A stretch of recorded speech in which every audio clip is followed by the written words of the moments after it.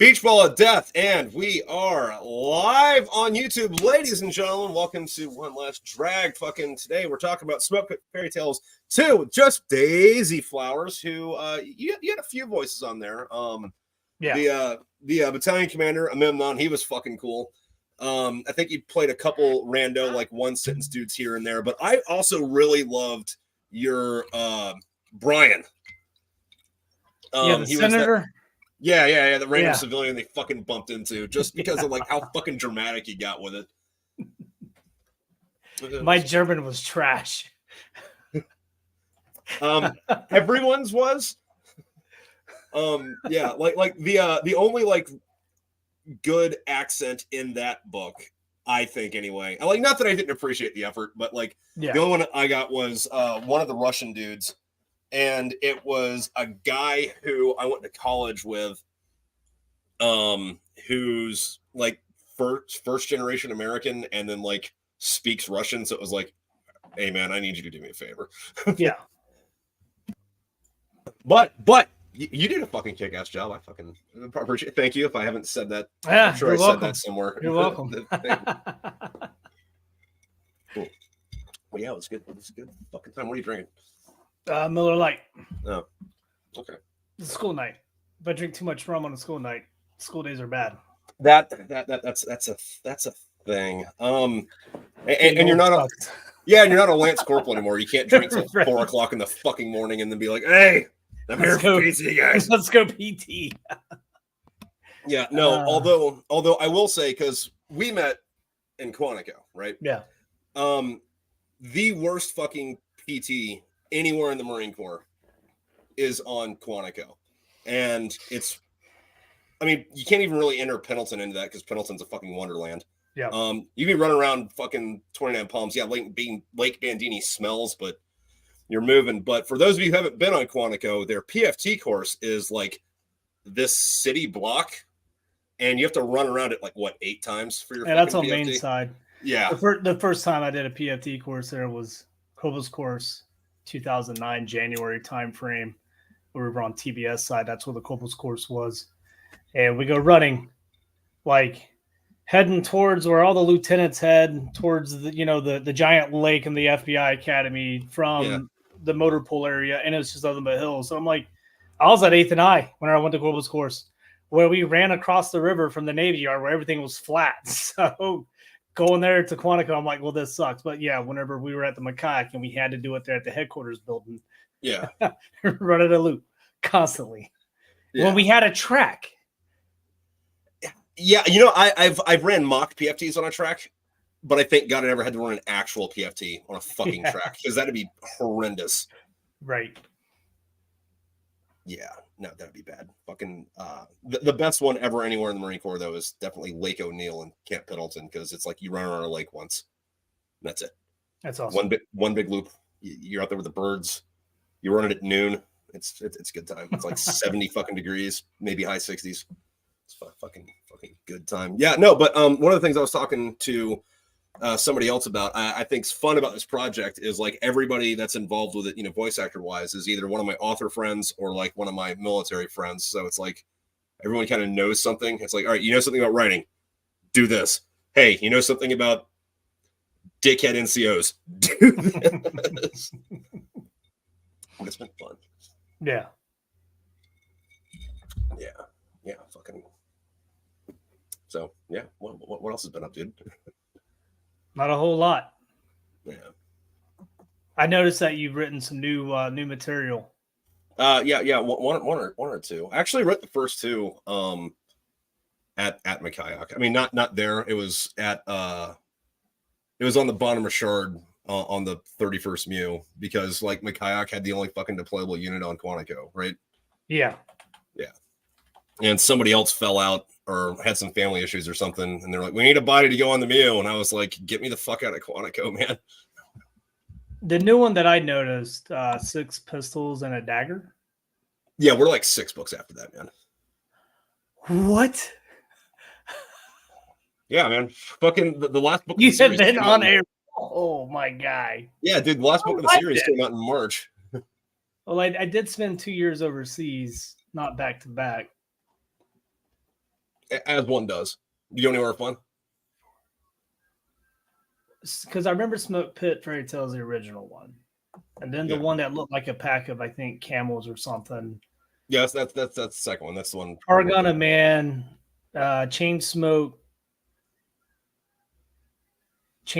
something. Your Problems Away. Yeah. And then this one that we're doing, which is what More of the Liquid Dew of Youth. No, we were working on fucking Sing Got Us the Wrath of the Fonz. That was the second one, dude. Okay. Yeah.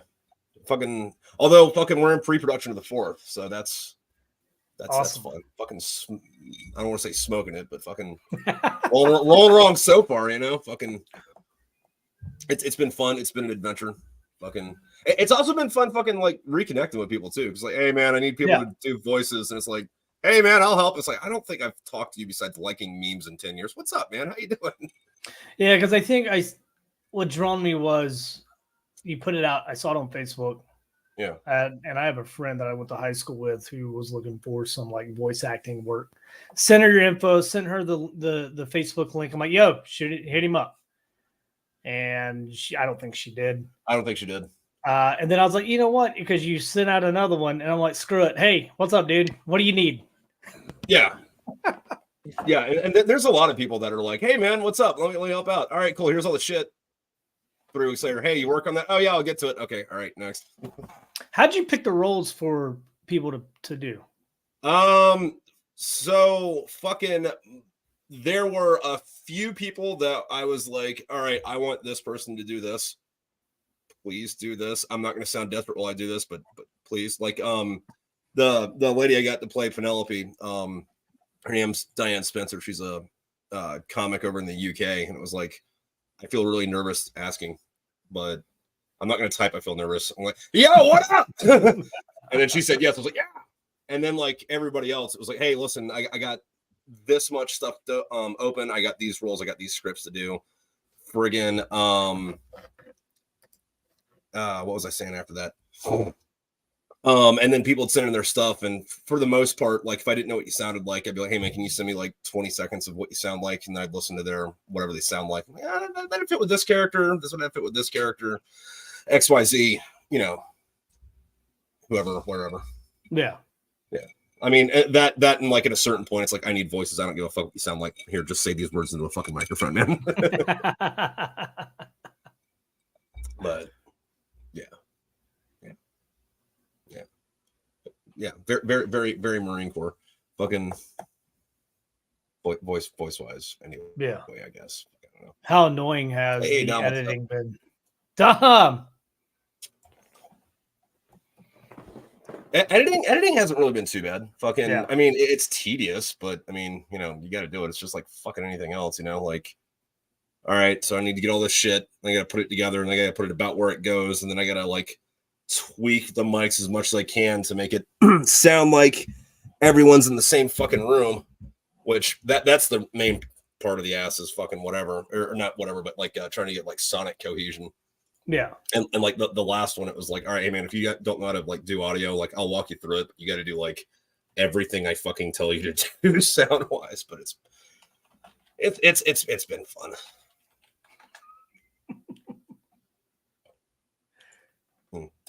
So yeah, you said you were overseas for a bit. Where'd you go? Deployed to Bahrain in 2018. That's whenever I bought your book, the first one. Oh, that's fun. And read it. I think my OIC. I remember one of the pilots picked it up because I was with BMFA 115, the Silver Eagles. Okay. They picked it up. They started reading a couple of pages. I was like, "What is this?" I was like a buddy of mine who's no longer in the Marine Corps, and he's like, "Fair enough. That's all you got to say." So, and then that was 18, 19. We came back. We did a workup. We came out to Cali for a workup, ITX stuff, WTI, and then we went to Japan. We showed up, and then the next morning it's like, hey, you got to quarantine because of COVID. So all these plans that I wanted to do in mainland Japan and Iwakuni, the whole nine, right? So you're on the mainland for that. You weren't stuck on mainland, right? And we couldn't do anything. Oh, that sucks. So, that's the good part of Japan. Right. So halfway through, our CO basically told the OPSO, hey, get us off this rock and get us to a smaller rock, which was Hawaii. And we ended up finishing out our UDP in Hawaii. So that was nice. Hawaii was nice. Got a chance to go to Pearl Harbor. So I did get to do something besides go to work. And that was a surreal moment going out there and seeing the USS Arizona. So yeah, I went there once when I was with the 11th MEU when we pulled into port there. And like when you come in like right past it. So it was like, hey, everybody on the ship on the fucking flight deck in formation, doing the fucking salute thing. It's like, all right, well, this is neat. That's still down there. Yeah. Huh. We'll be there for hundreds of more years. Yeah.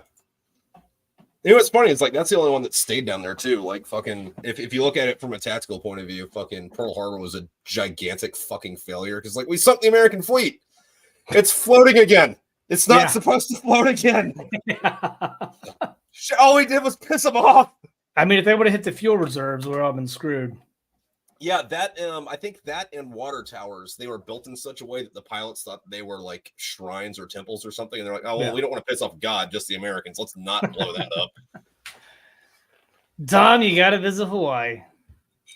Hawaii's a good time. Fucking, there was, when I was there, I'm sure shit's changed now because I'm talking about like 2011 or 12 or some shit.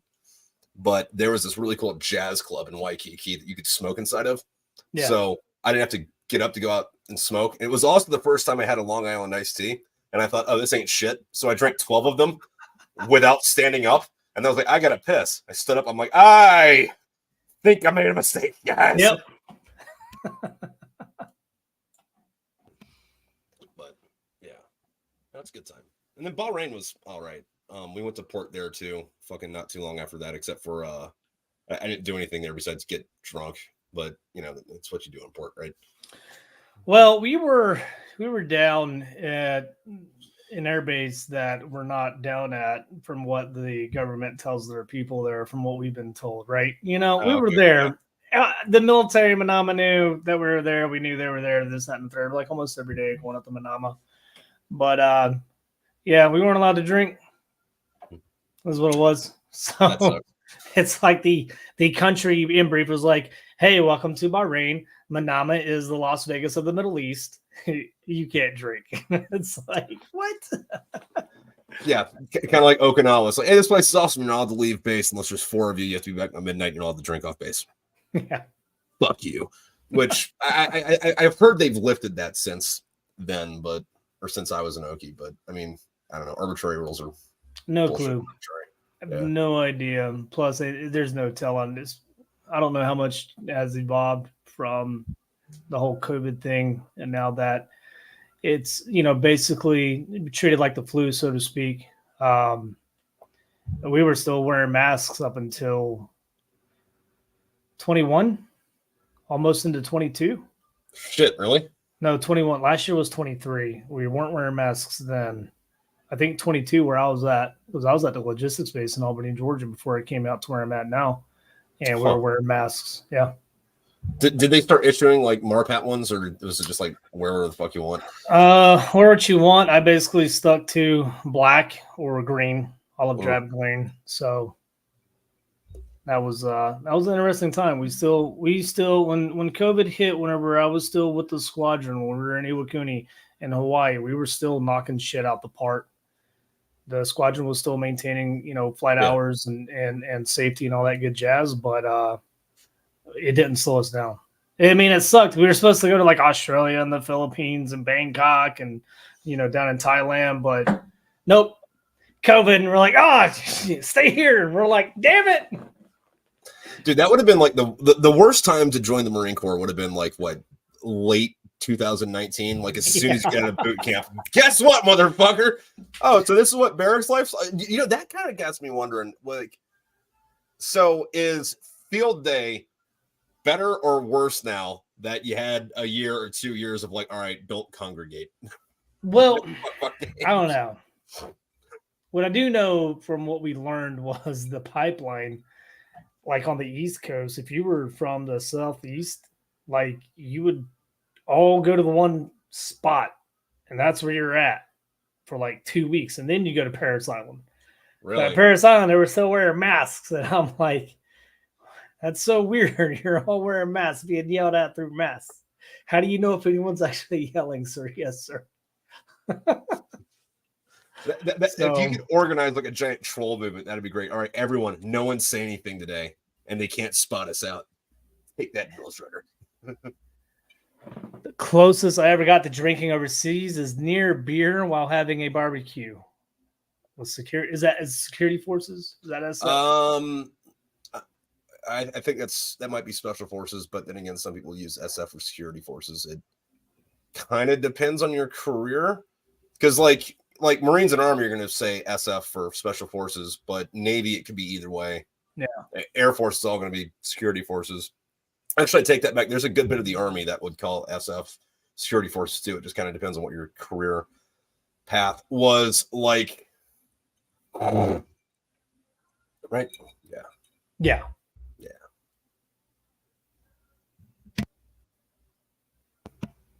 Dom wants to know if we ever had the Wu flu. I just had normal flu. Yeah, I got it and it sucked for like 2 days, but then I got over it. So it was like, oh, this is what we're all freaked out about. All right. Oh, I mean, if you mean like legit COVID, oh my God, twice, I think. I remember getting the vaccine and I got sick. And then I got the second vaccine because we had to do 2. And then got sick for like a day or 2. So. Yeah, I'd imagine the military would still do the fucking like bottom dollar fucking thing where it's like, here, just stick this in your nose. Have fun, kid. Make sure not to blow it out. Because remember, it'd alternate because sometimes you get a flu shot and sometimes you get the nose syringe thing. Oh, they went away with the shit. No, I don't know. I did get my flu shot, didn't I? I don't know. I got to get more vaccines here soon for things because we're doing things where I'm at. So, but yeah, ISIF patches. Do I still have an ISIF patch? I got an ISAF patch. I got a few ISAF patches. What's fun about that, though, is like what ISAF, for those of you listening at home, means International Security Afghan Forces, which is like the NATO in Afghan. But if you're not in the rest of NATO, that stands for I Saw Americans Fighting.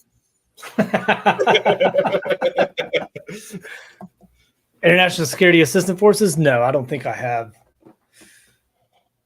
that. I'm trying to remember. I'm still unpacking because I moved in here about a month ago, and I'm still unpacking. So I still don't have everything out. So this room is like my guest room, computer room, my kid's room whenever he comes and sees me. So, but I'm just putting all my shit up on the wall. Well, I mean, that's the priority, man, right? Like, you got to get the fucking wall done. You can worry about the fucking garage and the bedroom later. Right. So, I'm sleeping on a cardboard box. That's what's happening. Well, you got a couch. Sleep on that, man.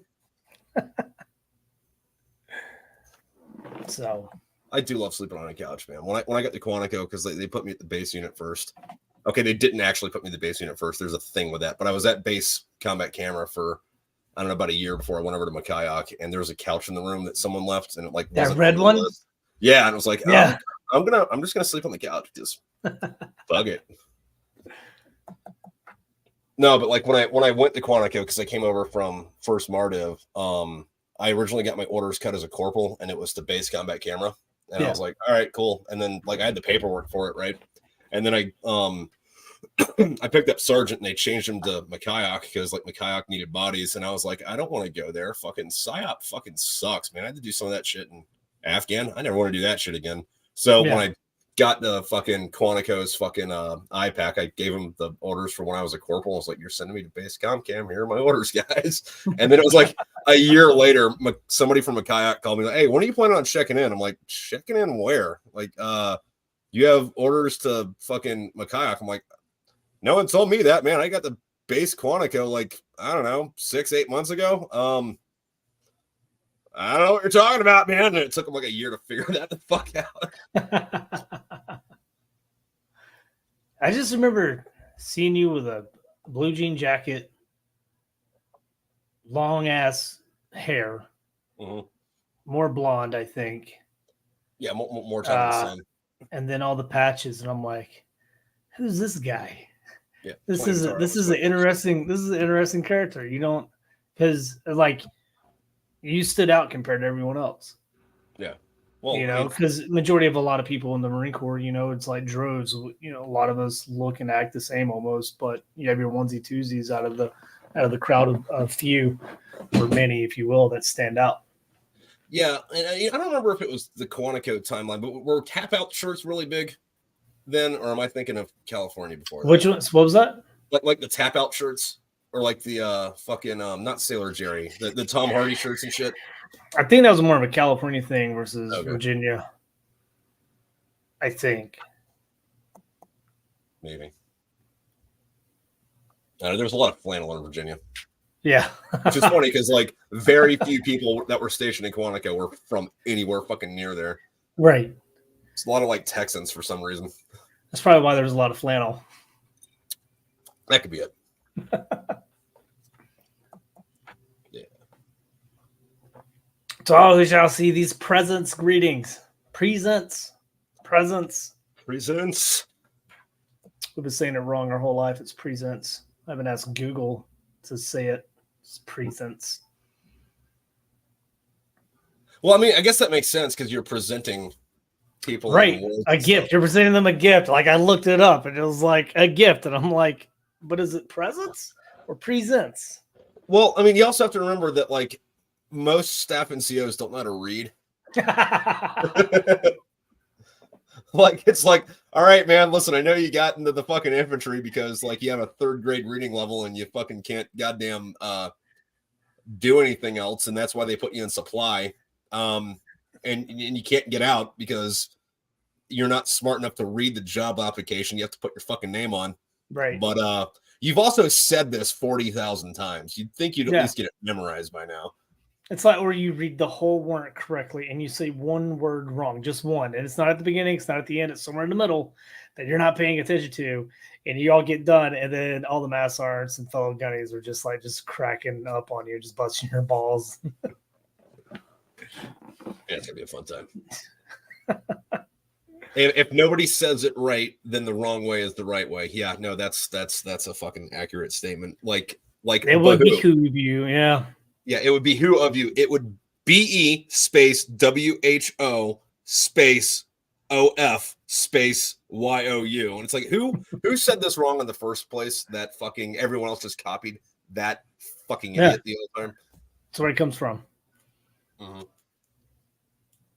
I mean, there's got to be a patient zero. It's not patient zero with that. What would you call that?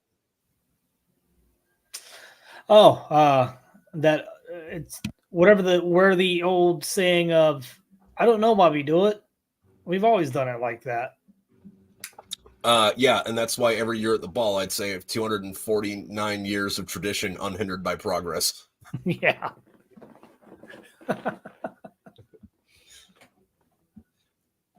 Yeah, and that's it. Fucking Chesty Puller said fucking be who of you, and no one wanted to fucking argue with him. That checks out.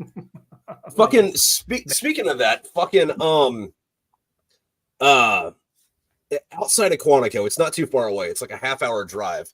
They have the graveyard where Stonewall Jackson's arm is buried, and it's just like got its own grave out in this fucking field. Yeah, and apparently after he lost his arm and they buried it, fucking they kind of like lost it for a long time. And then I think it was in the 20s or 30s, but Smedley Butler, after he set up fucking Quantico, was like, I'm gonna go find Stonewall Jackson's arm. So now it's got like a big headstone and then like a dedication to Smedley Butler and the Marines of whatever fucking detachment from Quantico who went and dug up this field looking for Stonewall Jackson's severed fucking arm. I didn't know that was I didn't know that was a thing. Yeah, there's your little piece of Marine Corps lore for the day. I know Chesty Puller, his dress blue uniform that he was buried in is not, I wouldn't say in regs per se. It's all his buttons, right? Because he has like the World War II era buttons on his uniform. Well, whenever he was buried, he was missing a dress blue button. Why?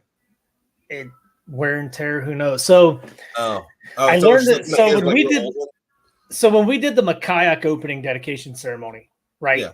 And we're hanging out with the old veterans who knew was it General Walt? Yeah, Walt. General Walt. Yeah, Walt. That's who the building was dedicated to. I was talking to one of the old vets, Marine vets. I think he said he was a lieutenant or a captain. Back then in Vietnam, he worked at the I think the Pentagon, and he worked for like the casualty affairs portion, right? Mm-hmm. Well, Chessie died. He's going to get buried. So he drives down there. He has like his printout information of all his awards and everything, so he can make sure his medals and his ribbons are on his uniform correctly, right? So he gets down there and he's in the funeral home. He's checking everything. Hey, left side looks good. Hey, right side looks good. Wait a minute. Why are we missing a button? And it was a button. And it was a button that was not, it was like right in the middle of his chest. It wasn't it was like 1, 2. Where's this button at? It's gone. They looked in the casket. They couldn't find it. So he had to leave. So where's the only place you can get one close to where he was being buried? So he had to go all the way. I think he said he called Quantico. They said they didn't have it. He called the Navy Yard. They said they did. So he drove all the way to the Navy Yard, right? Mm-hmm. I guess the Navy Yard, I gave him a button. It's not of the World War II era because now things have shifted to the modern day stuff at the time, right? So he's like, I'm fucked. I had this button, but now I'm going to miss the funeral. He straight up told us he is the only Marine who has been authorized to be a passenger in Marine One for non-presidential stuff to go. He was transported in Marine One to like a cornfield outside of where the church was. He runs in there. He removes a button that the hand was like covering or whatever. Yeah, the hand that because his hand was like over, the center portion of him. How they, bury people. They didn't bury him at attention. Right. He removed that button, sewed it on to where it's visible, and he put the modern day button where Chessie. When he told me this story, like goosebumps, hair sticking up. I'm like, oh shit, dude, you're going to hell. You ain't going to heaven. You're not guarding the streets of heaven, dude.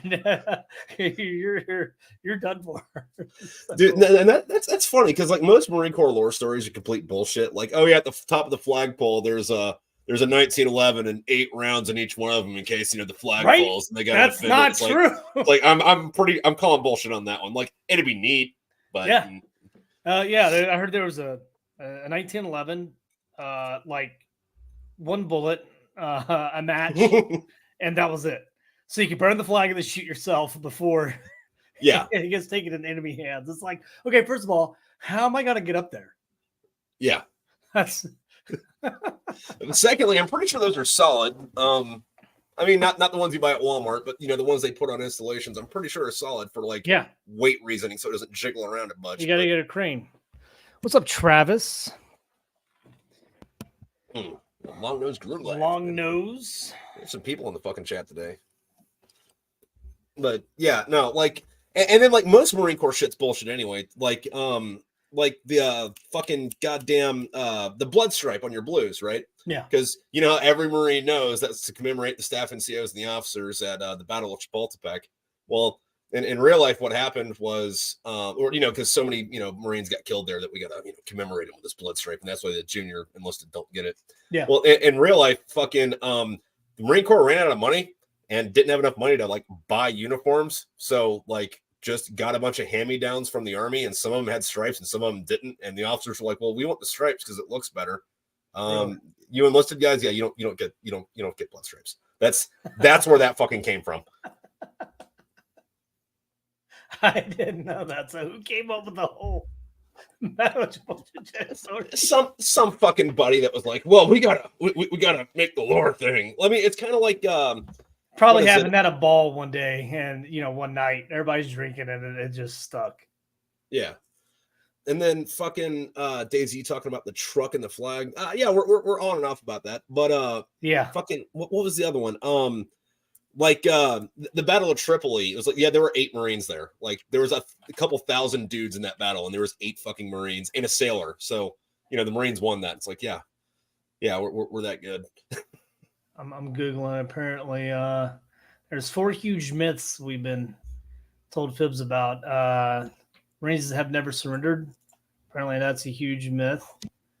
1941, nope, not there.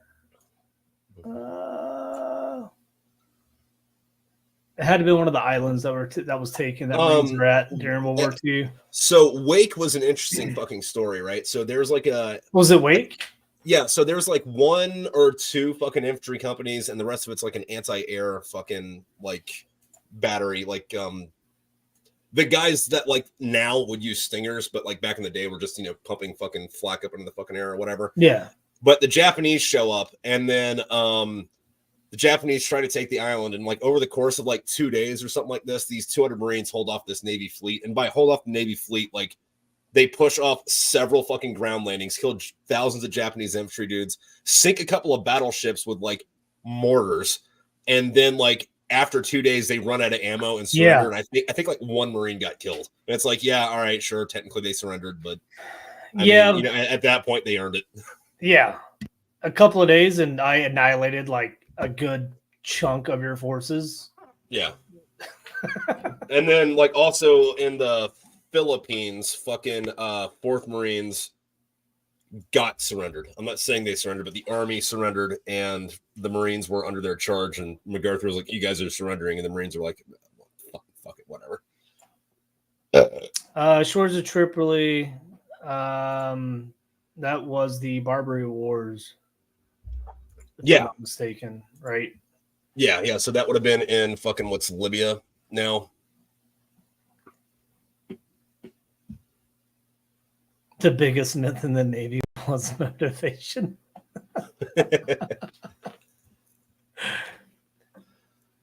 Yeah. The Navy won the Philippines. We recruited all the men and married all the women. That's funny. I think it's South Korea, the Philippines, and there's one other place where like you can be a citizen of their country and join the army or the Navy over here, like without fucking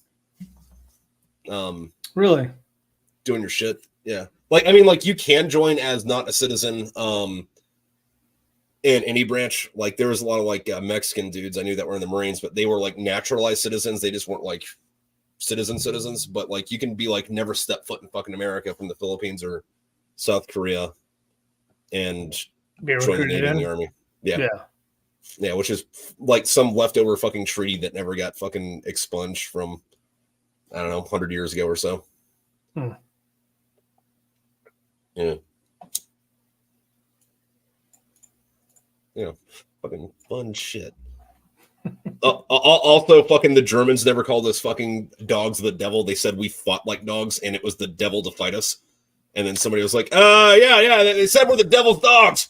Fuck yeah. No, that was so like that all came from recruiting, right? You got to recruit, and which I think that is BS.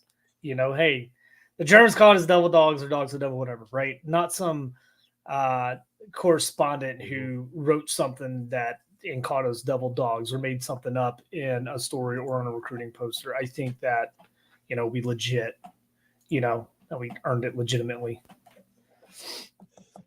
I mean, the battle itself, yeah, but I mean the fucking. It's like it's 100 years of history, over 100 years of history. So yeah, they changed, the French changed the name. It's not Bellawood anymore. It's like the Forest of the Marine Brigade. Really, I'd never heard that. Yeah. There's like a big fucking ceremony every year. They get like a whole bunch of Marines, fly them over to fucking France, and then Marines in the French army have a ceremony at fucking what used to be Bellawood every fucking year. I knew they did the ceremony. I didn't know they renamed it. And that's something I want to go do. Yeah, because they get that fountain there with the dog head spitting water and shit. Yeah. I don't care if I'm 90 years old. Yeah, no, like every once in a while, one of my old Marines will post them doing that on Facebook, and like they'll be on like INI or fucking goddamn, not INI, embassy duty or some shit, and I'll be like, you motherfucker, fuck you. I mean, I'm happy for you. I'm happy for you, dude, but fuck you.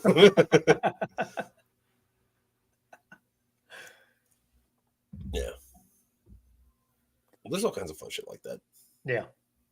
Kind of like how what is it? There's 7 buttons on your dress blues because there's 7 C's, and it's like, well, there's not 7 C's, and we have 7 buttons because the French uniform we took the idea from had 7 buttons. So What? yeah. You never heard that there's 7 buttons because there's 7 C's. No, I never. I had a button always missing with my the first dress blue uniform I got issued to me was like 8th and I. We had a button missing. Did Chesty pull his ghost steal it from you? Yes, that's why. That's why we don't have all 7 buttons. And then the second set of blues I was issued was embassy duty, and I can't remember if I had 7 buttons on it.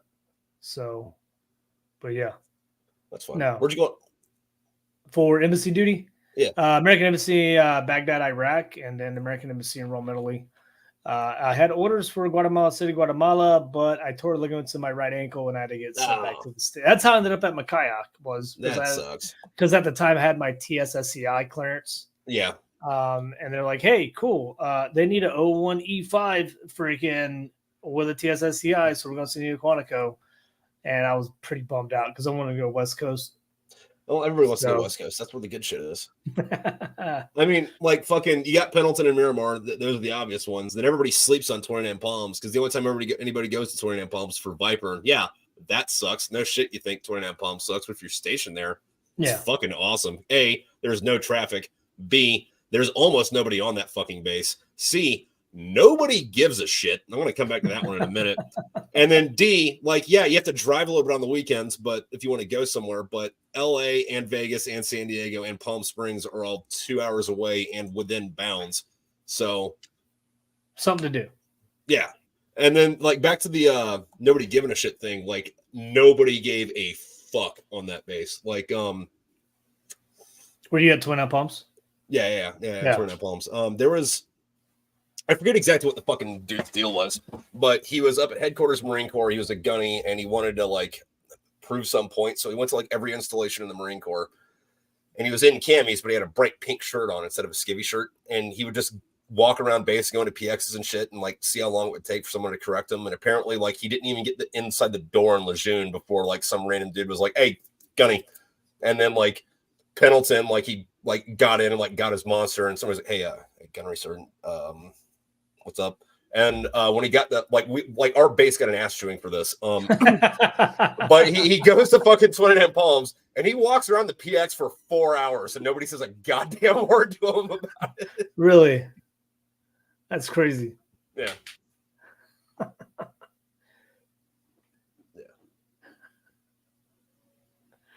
Oh man. Best recruiting campaign the Marines ever had was the Dragon commercial. Yeah, that's a good one. There was one that was produced and put out in 2009, I think. And I think the only reason why I like that one is because one of my Marines was actually in that one. Really? I thought they got like models and shit for that. Nope. And then there's one not a couple of years ago.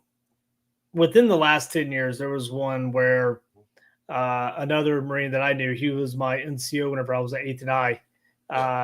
He just retired, I think, last year. He was in the video as well, like it was showing like a Marine parade, and it was trying to foster, hey, you can go to the Marine Corps Reserves type thing.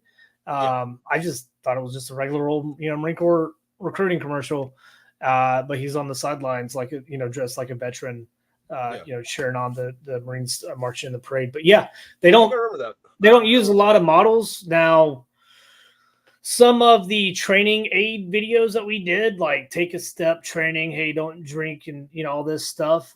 Those are models. I remember whenever I was stationed in Quantico, they utilized our common area to do some filming. One day I was on duty and they're like, hey, can you make sure our costume dude knows what they're doing and setting this up? I'm like, okay, first of all, what rank is this dude going to be? Because, this, that, and the other. And they're like, yeah, that's not how you wear your rank on your collar and everything. Hey, this dude needs a haircut if he's going to be a Marine in your little thing.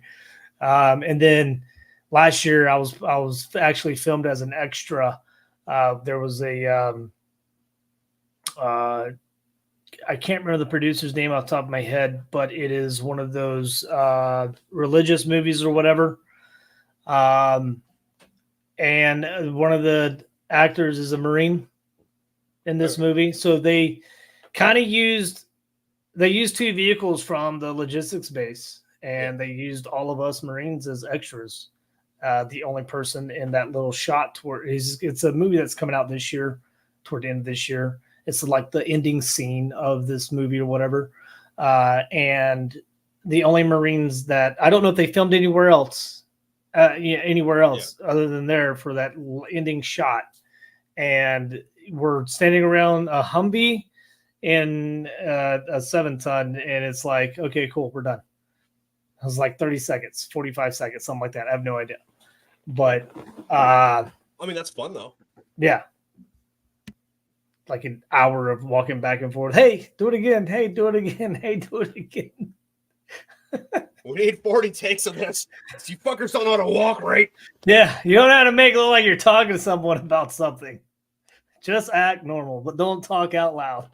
Yeah, no, and I love all the fucking stock photos where it's a dude with like hair that's, I don't know, about this long, and he's got his deserts buttoned all the way up. Oh, his collar yeah. pops, and then he's like giving the thumbs up with his like goatee, and it's like First National Bank loves its veterans, and it's like not enough to fucking get one involved anywhere in this fucking process. Wait, how do you know that dude wasn't a homeless veteran? Because he was out of fucking regs.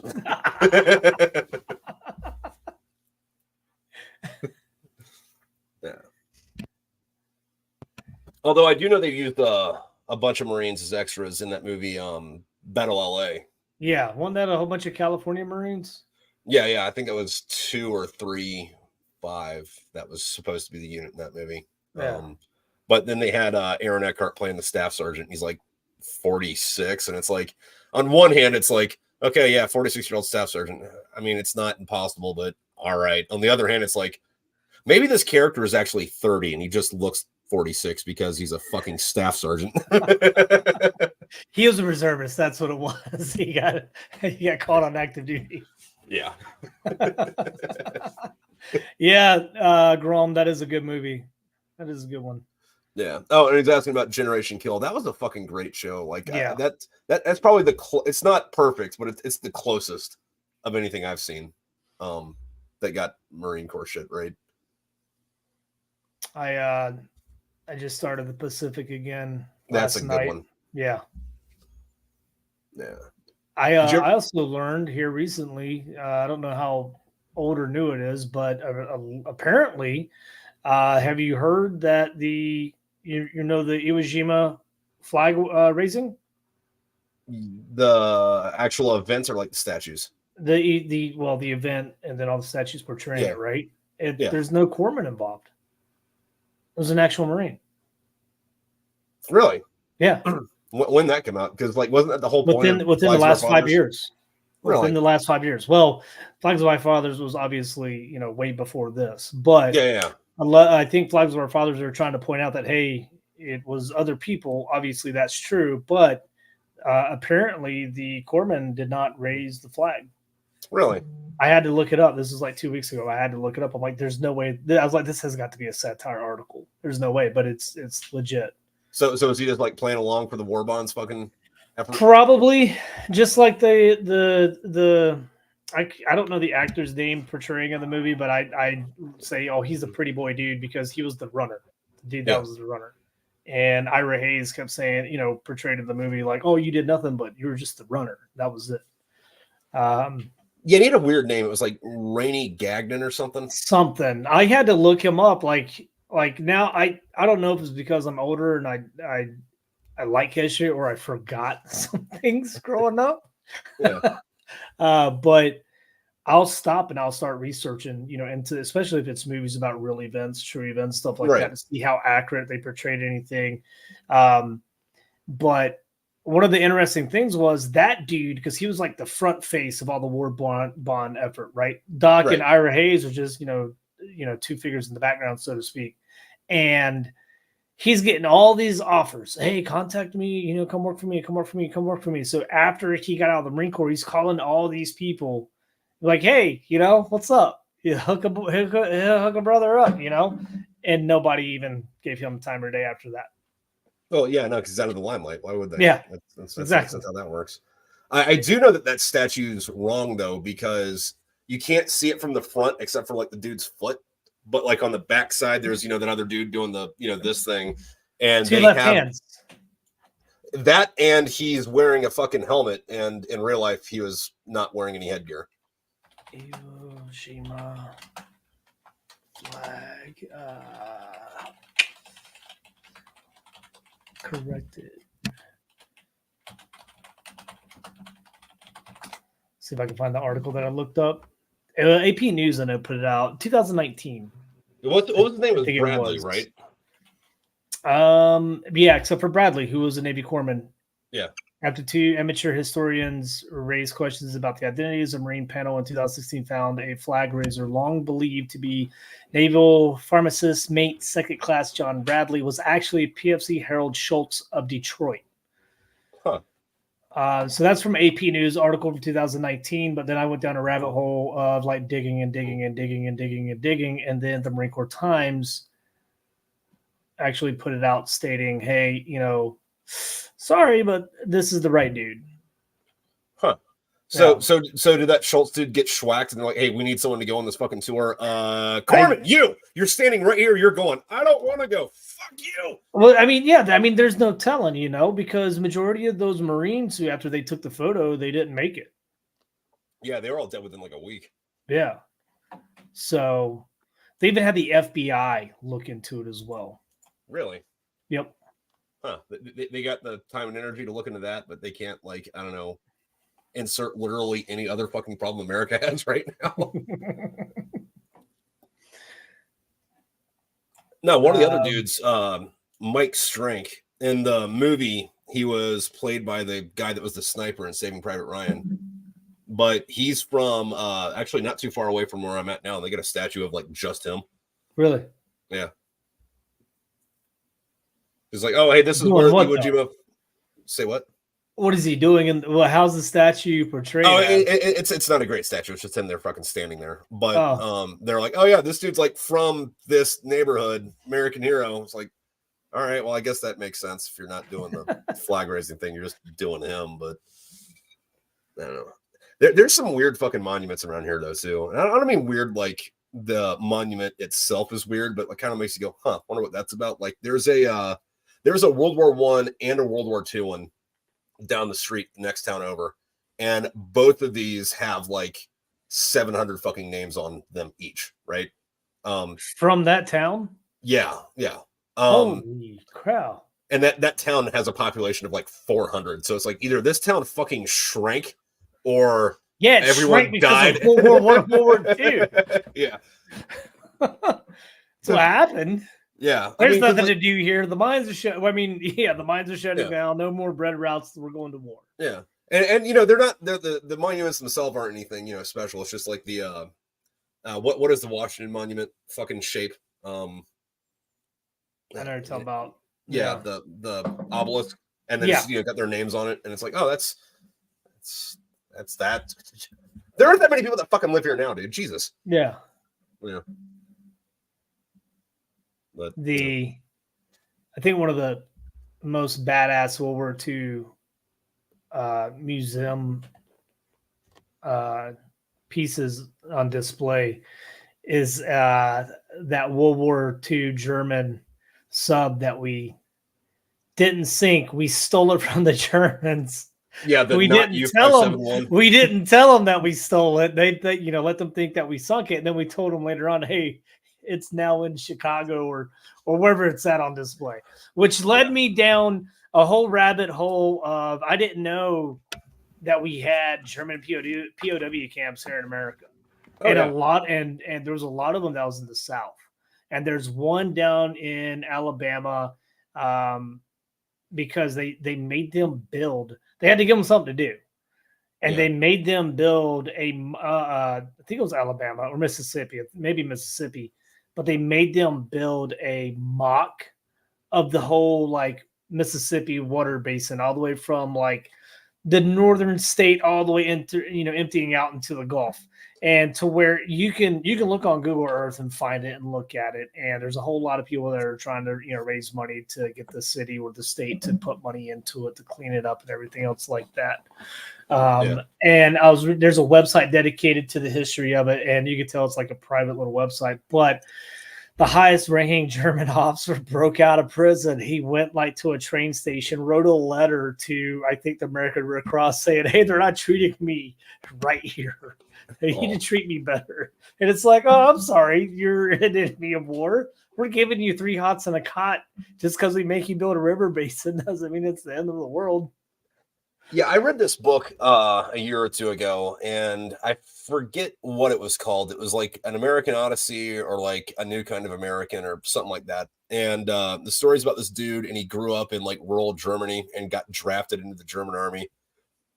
And then like at the end of his first firefight in France, he's just like surrounded by Americans, and he's like, oh, well, all right, cool. Well, I guess I'm a POW now. So he goes and he gets put on the ship, and then like they get in the chow line and they get food, and they're like, wait, is this for us? And they're like, yeah, we have to feed our prisoners. And he's like, this is more food than we got when we were fighting the fucking war. What the fuck is going on? We're gonna lose.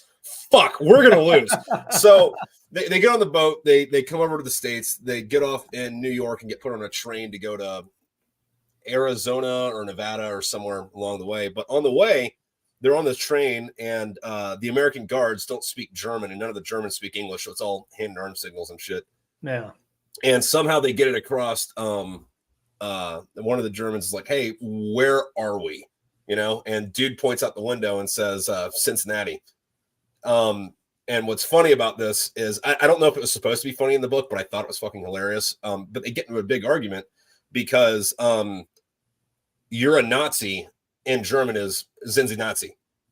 So he's thinking, hey, where are we? And the guard's like, Cincinnati, but he thinks like, you're like a Nazi. He's like, I'm not a Nazi, man. I got drafted. I don't give a fuck about Hitler. He's like, you're a Nazi. No, I'm not, man. And apparently there's like huge fucking argument before somebody from another car just showed up. He's like, oh, no. Like the head guard spoke German, right? Yeah. Like, no. Let's break this up, whatever. And then he spent the rest of it like farming potatoes or some shit out west. On the other side of the World War II conflict, I learned that there was I think a rogue bomber from Japan that somehow got lost from the squadron and dropped a bomb in Washington, the state of either Alaska or Washington, one of the two. I thought that was like a hot air balloon or something. No, he killed some people, I think. He set some fires or whatever from his bomb, and then after World War II, either him or a representative from his family like brought some, like a samurai sword as a symbol of peace. I'm like, hey, forgive me for killing or destroying a whole bunch of property or whatever. I didn't know I wasn't supposed to do that. My bad, guys. The one like that though, that was my favorite. Was I believe this was a Navy corpsman. I could be wrong about that detail, but the rest of this I know for fact. But in Vietnam, something happened and he cut off some Viet Cong dude's arm and then kept the fucking arm. And then like in the 90s or 2000s or whatever, they met up again and the corpsman gave the old Viet Cong dude his fucking arm back. I'm Googling this. And gave it back. Wow, that's Wen Quang Hong fought. Hold up, let me see if this is right before. Yeah. And had his arm amputated by U.S. Army Dr. Sam Axelrod in 1966 after his arm caught gangrene. Oh. The doctor kept the bones of the arm as a reminder of a good deed and had performed. But wait, hold up. I don't know if that's. Oh, so I'm wrong about something. There should be a picture, though, of him like giving back the. Oh, my God. Yes, there is. That is weird. I'm gonna put it in your chat, in your YouTube chat. There you go. Yep, there you go. That is wow. He reunited with his arm after more than 40 years. I don't know if I'd be happy or pissed off. No, you keep that shit. Fuck off. Long Nose in the comments saying he listened to an audiobook about a German officer on the Eastern Front, and he talks about them returning back to Berlin, trying to make it to American lines while Russians were chasing them. Fucking, I guess this kind of ties into it, but have you ever read a book called The Devil's Guard? No, I've heard of it. Never read it. So it starts at the end of the war, and these guys are in the SS, and everyone got surrendered, and they see that the Russians are taking the German army prisoner, and they're just shooting all the SS dudes, rightfully so. But they're like, all right, so we can't surrender to the Russians because that's guaranteed to get shot. So they go raid this village, steal all their clothes, and they're like, all right, man, every man for himself. I'll see you in Paris. And they all like regroup in Paris and join the French Foreign Legion, and then get sent to fucking like Vietnam, or although I think it was like French Indochina at the time or some shit. Yeah. And the rest of the book is just them in Vietnam. Because like Vietnam started in like the fucking, well, I guess technically it started in the 1800s, but like it was a 100-year war, basically. Yeah. But for like, all intents and purposes, it started in the, 50s fucking, well, yeah. That's when it really started to fucking gear up.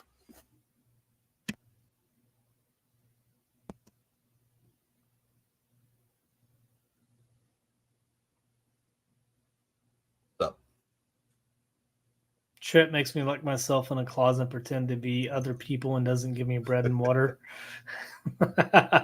Well, I mean, you know what? Fucking that's a good analogy for voice acting. Hey, you're gonna pretend to be this person, but I don't want to put on the dress. That's a method voice actor. Mm-hmm.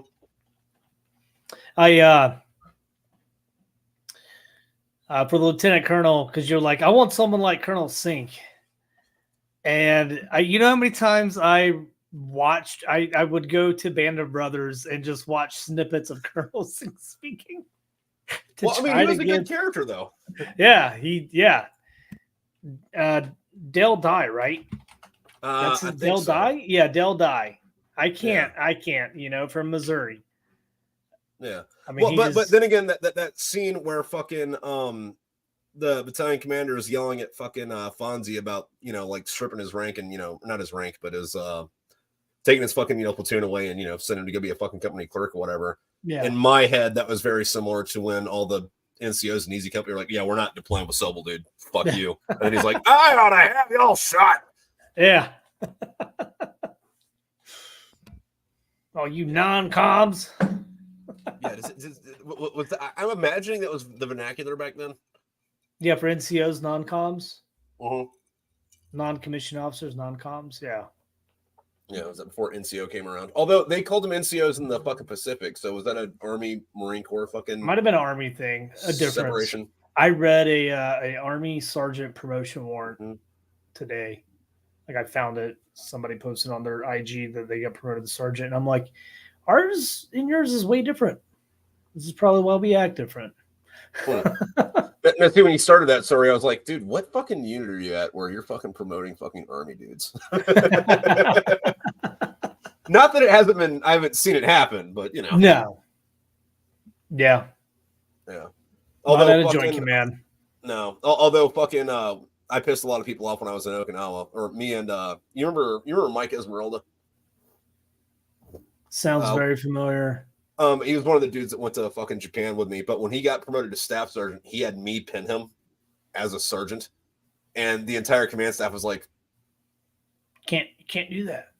But why? Why can't you do that? Well, I mean, they couldn't give us a reason why besides they didn't like it. So, like, it was half because we went through fucking the selection course and all that shit together, and we've been together for a minute, and then like we're the only people we knew, and the other part was, these guys suck. Fuck them. You promote me. That's one of those things that it's not written anywhere that someone less of rank can promote you. No, it's not. Whenever you call them up. Now, like, you got your promotion officer, right? The officer who oversees it and everything. Just like you have your awarding officer whenever you get an award. But when you call those up, like nobody raises an eyebrow when it's a family member, whether it's a kid, a mom, a dad, significant other. People have their lives do it all the time. Yeah. But I mean, I've been there where I saw a Marine get promoted to corporal and it's like, or sergeant, and they, I want this Lance Corporal to come pin me on. It's like, what? That's a little weird. What you mad, Staff Sergeant? What are you going to do about it? I'm going to fucking haze you after this. Worth it. So, but yeah, that's one of those, I think, unwritten. Yeah, it's definitely one of those unwritten little rules or little customs and courtesies that we do. Yeah. Which, So, sometimes that's a little tedious, but I mean, I'm glad the Marine Corps does it. Like, fucking, there are other, like, fucking in the Air Force, fucking, my sister was in it for a bit. She was like, yeah, no, you just show up to work with the next rank the next day. It's like, what? yeah, that's weird. Yeah, I don't like that. Grom, yeah, I think it's called the Pacific. I think that's what we were talking about a little while ago. Yeah, and there's also 2 really good books that's based off of. I think there's like 4 or 5 books that went into it. My suggestions would be Eugene Sledge's fucking With the Old Breed, which is like one of the best fucking Marine Corps books ever fucking written. And then the other one was Robert Lecky's Helmet for My Pillow, which doesn't get the fucking credit that it should. And I think that most people sleep on it because it wasn't on the Commandant's reading list for whatever reason, but it should have been. And I think it wasn't because like the last chapter he was like, yeah, war's bad, we shouldn't do it. I mean, I'm not upset about anything I did, but also we shouldn't be doing war. And you can't have that on the fucking reading list. Moneyball's on the reading list. Is it? Yep. Believe it or not, it actually is. There was this book, and I read this when I was a junior Marine, so it's fucking forever ago. I don't know if it's still on it or not, but it was called like The Defense of Hill 741 or something similar to that. And the plot of the book, it was a colonel who was an Army Ranger, and he goes on this. He takes his unit on this fucking fucking ground march, and the whole time he's just like yelling about how like if you're not a ranger, you might as well not be in the army, and the rest of y'all are fucking pogues, and y'all should just like not be here. And then like he eats a bad MRE and shits himself to death, and then he gets stuck in purgatory for the rest of the book. And Really? It's like, all right, yeah, and like the moral of the book is like, nah, dude, like fucking, I know that everyone cringes when you say bullets don't fly without supply, but like you're a colonel, you should know that shit. The infantry is a very small part of what the actual war is. Yeah, you need them to fight, but you also need to feed those guys. So quit being a dick to the cooks. What was the name of that book?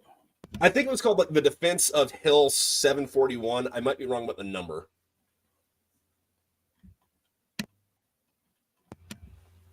But that used to be on the fucking list. Like when I was on my first MEU, like we didn't have anything to do on ship. So it was like, all right, I'm just going to read all these books, do the fucking book reports because I need to get promoted to fucking sergeant, I think it was a corporal at the time. All right, let's look at the comments real quick. I'm looking, seeing if it's here. All right, well, while you're doing that, when I pinned corporal, I asked for my gunnery sergeant to pin me during the ceremony, and the officer told me we don't do that for a corporal we only do that for corporals and sergeants and up. That's fucking stupid, and your staff NCOs failed you, Tim. Long nose. I was reading the Harry Potter books while I was in Iraq. Well, I mean, you gotta fucking read something, dude. I read a lot of fucking weird shit in Afghanistan just because that's weird. All we fucking had. And what's weird? The officer telling him we don't have the gunny do that.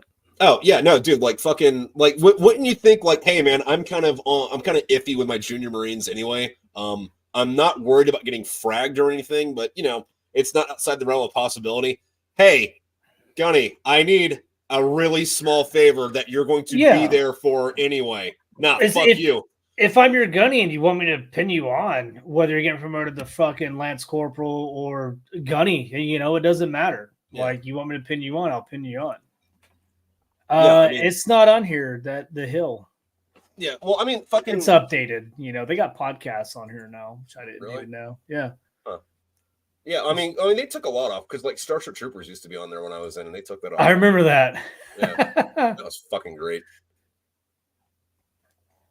But, yeah, no, fucking... Black Hearts is on there. That was a book to read. Was that the one about the massacre? Yeah. Yeah. And they tried covering it up? Yeah. And they found out because, like... they went to go investigate, and there was like shotgun shells there, and they're like, Iraqis don't use shotguns. Yep. Where'd this come from? Dipshit fucking police, you're brass. But yeah, fucking yeah. Also, long nose. Yeah, fucking there's a monument for Sergeant Reckless, the fucking horse. There's a big one like right outside the fucking goddamn the National Museum of the Marine Corps, which that's one of the few cool things about Quantico is like the museum's like right there. You can go to it like during afternoon chow. They just added. Sorry, go ahead. I was gonna say you can't see the whole thing during afternoon chow, but like you can go in and like walk around for a few minutes. They just added what the hell's the actor's name? The dude that played Joker. Oh yeah, Matthew Modine. I saw something about that. What exactly is the deal with that? So the camera that he was taking pictures during the making of the movie, they now have them on display. Really? They went through like all the photos he took. And I don't know if the photos, if it looks like, hey, this looks like Marine Corps stuff, or if it's like, candid during production type stuff, dudes at the little chow table or whatever, or, just hanging out, smoking and joking, or if it looks like legit cam style photos, you know what I mean? Yeah. So I was like, oh, cool. I'd like to, get back up there and check that out. Yeah, that's only like 3 or 4 hours away from me. I should probably go back there every once in a while and check it out. But no, it's neat that they put that in there because like that's not like a real Marine Corps thing, but like Full Metal Jacket is such a big thing in the Marine Corps that it's like they're gonna put that in the fucking museum. That's fucking neat. Although I guess Early Army helped out a lot with that. Yeah. But I think I think they're doing a sectional as the reason why it was put in for like movies and stuff. Yeah. That are, based towards the Marine Corps and things like that. All right.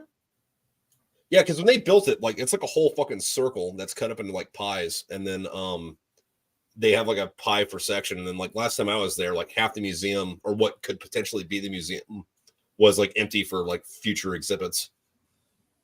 Sergeant Reckless, yeah, they have a lock of her hair in the base of the statue.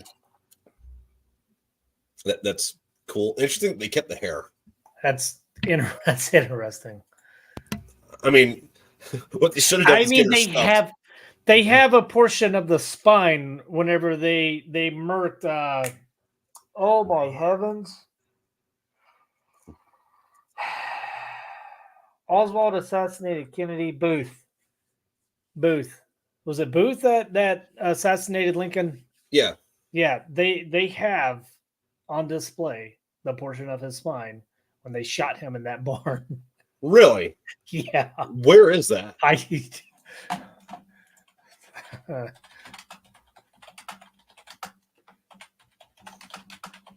mean, because that's like an interesting little fucking like that's vertebrae. Morbid as fuck.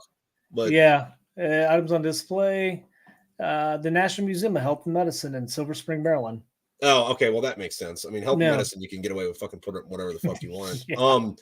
But there's it's a small museum. It's like the size of like. Why? Well, why not? I mean, fuck. Now I kind of want to go. Like that's advertising, man. But like, who decided? Hey, we shot this dude. He's dead. Let's cut it out and display it. Something. Fucking there's J.K. Barnes, the Surgeon General of the U.S. Army. He donated the vertebrae. Oh, so he just had it in his house before probably back in 1865. he wrote the Secretary of War, going, "Hey, dude, I have had the honor to report in compliance with your orders, assisted by Dr. Woolworth. Postmortem examination of J. Wilkes Booth lying on the monitor monarch of the Navy Yard. He got shot here and here and here. Here you go. Here's his body parts." Huh. Yeah. Oh, the things we do. Yeah, no, there's a small museum, and it's like the size of like a regular person's fucking like living room. It's not big at the fuck all, but it's like almost in like a corner shop in Gettysburg, and it's all this like morbid fucking military history shit. Like, yeah, they have the suit JFK was wearing the day before he got shot. They have a bit of Lincoln's hair. They have like one of Napoleon's fucking jackets that he was wearing in exile, and they have like 4 or 5 Japanese skulls that like Marines sent back from like as like a, hey baby, sorry, I've been kind of busy on Peleliu, I got you a souvenir.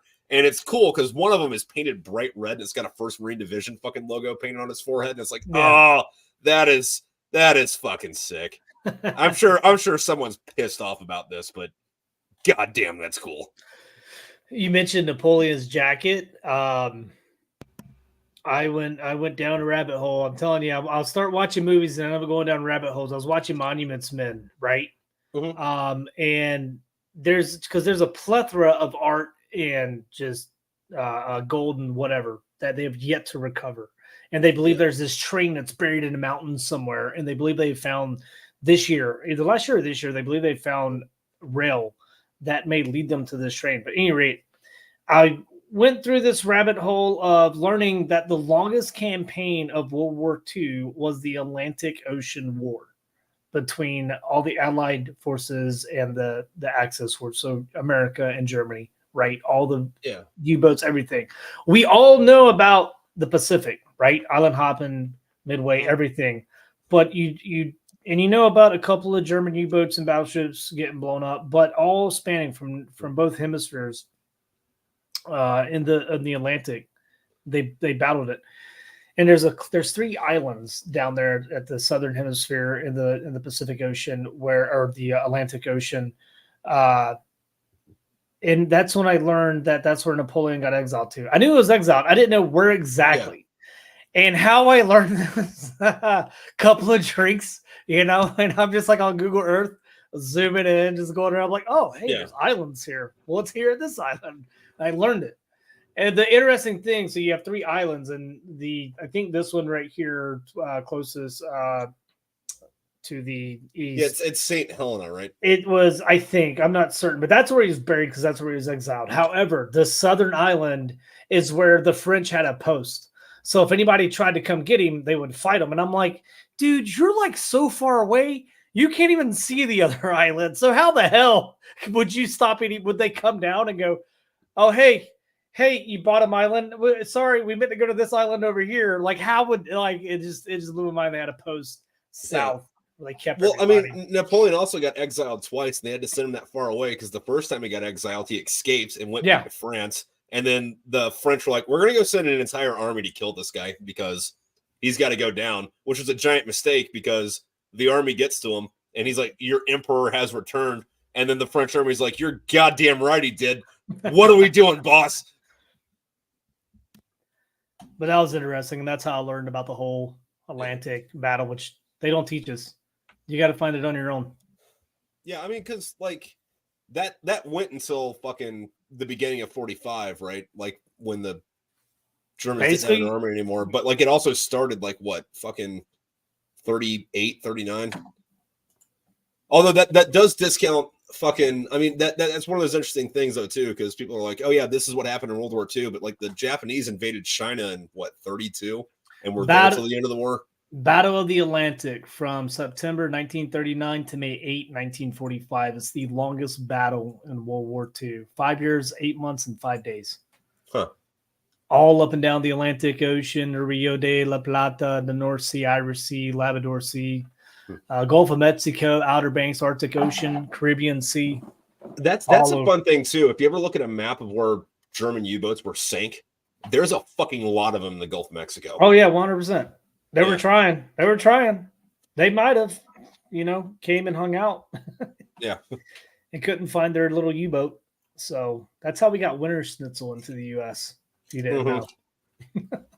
Dude, there's a lot of fucking like weird cultural shit about that. Like mariachi music. Where that came from was German immigrants to Mexico in the like mid 1800s, and they're like, all right, well, Mexico's cool, your instruments are cool, we're gonna play polka music on Mexican instruments, and like that's how you get fucking mariachi music. Like next time you're at a fucking Mexican restaurant, listen to the music, and then as soon as you get in your car, go to YouTube and look up polka music, and like literally any fucking song, and it's like, oh, huh.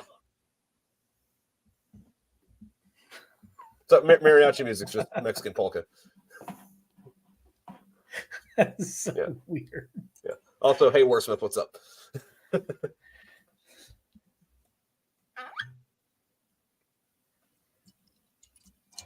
Yeah, fun little fucking cultural history tidbit there for you. some random mortician took Einstein's brain and I they don't think it didn't was give some. it back for a generation? I don't think it was a random mortician, was it? I thought that like fucking they were trying to study his brain to see why he was so smart. They're like, we need to study his brain because obviously the physical makeup of it is gonna give us some insight on why he done thought more good than the rest of us. That or he just started making things up. I mean, I don't know a whole lot about Einstein. I don't know that he didn't just make up a bunch of shit. Like, Well, on he acid could and he covered could have it. made it up and said, "Hey, this is it," and then everybody has been following it since. I mean, a lot of the shit's fucking. I mean, look like, at Blood Stripes. yeah. No, but like his stuff is kind of interesting though. Well, I mean, it's actually real fucking interesting. But like, what's interesting about it is like he wrote a bunch of shit in like the early 1900s where he's like, "This is all theory, can't prove it. This is just my idea." And like once every couple of years or so, somebody's like, scientists have made this giant fucking breakthrough. Turns out Einstein was right the whole time, and now we can prove it. And it's like that's good for him. Yeah. Yeah. Oh man. Yeah. Although he was from Germany, right? He was a German dude. Einstein? I think so, because I think he was from one of the countries that was being overtaken, and he was like, I got to bug out because he came to the U.S. I don't know if he like applied for like a visa or anything like that. I don't know how it happened back in the 40s or whatever. Well, I mean, I know it was before the 40s because he was working on the Manhattan Project, and Operation Paperclip wasn't until after the war. Yeah. His wife probably came up with most of it. Yeah. Which, that Operation Paperclip's one of those funny things, too. It's like, all right, hey, we need to build rockets better than the Russians. You did fucking what? How cool of a rocket can you build? All right, just don't tell anybody who you are. Oh, we have to tell everyone exactly who you are. All right, well, we're not going to let Disney make a fucking special about you. Disney, stop making specials about rocket engineers. They're all fucking Nazis. Is that who made Oppenheimer? Was that a Disney movie? I don't know who made Oppenheimer. I didn't see it. But like Werner von Braun, the guy that like got us to the moon, and did a lot of our fucking like Operation Mercury shit with our, rocket science and shit. Like he developed the V2 that the fucking Nazis were bombing fucking England with. And like really? the dude was just like fucking like he had a bunch of fucking like Hebrew slaves or Jewish slaves, and it's like, all right, well, I don't like how you're working today. Hey, somebody skin that dude, make me a fucking lamp out of him. And then we're like, we need a rocket to beat the Russians. You did what? Fuck. All right. Don't tell anybody about that. Don't tell anybody about that.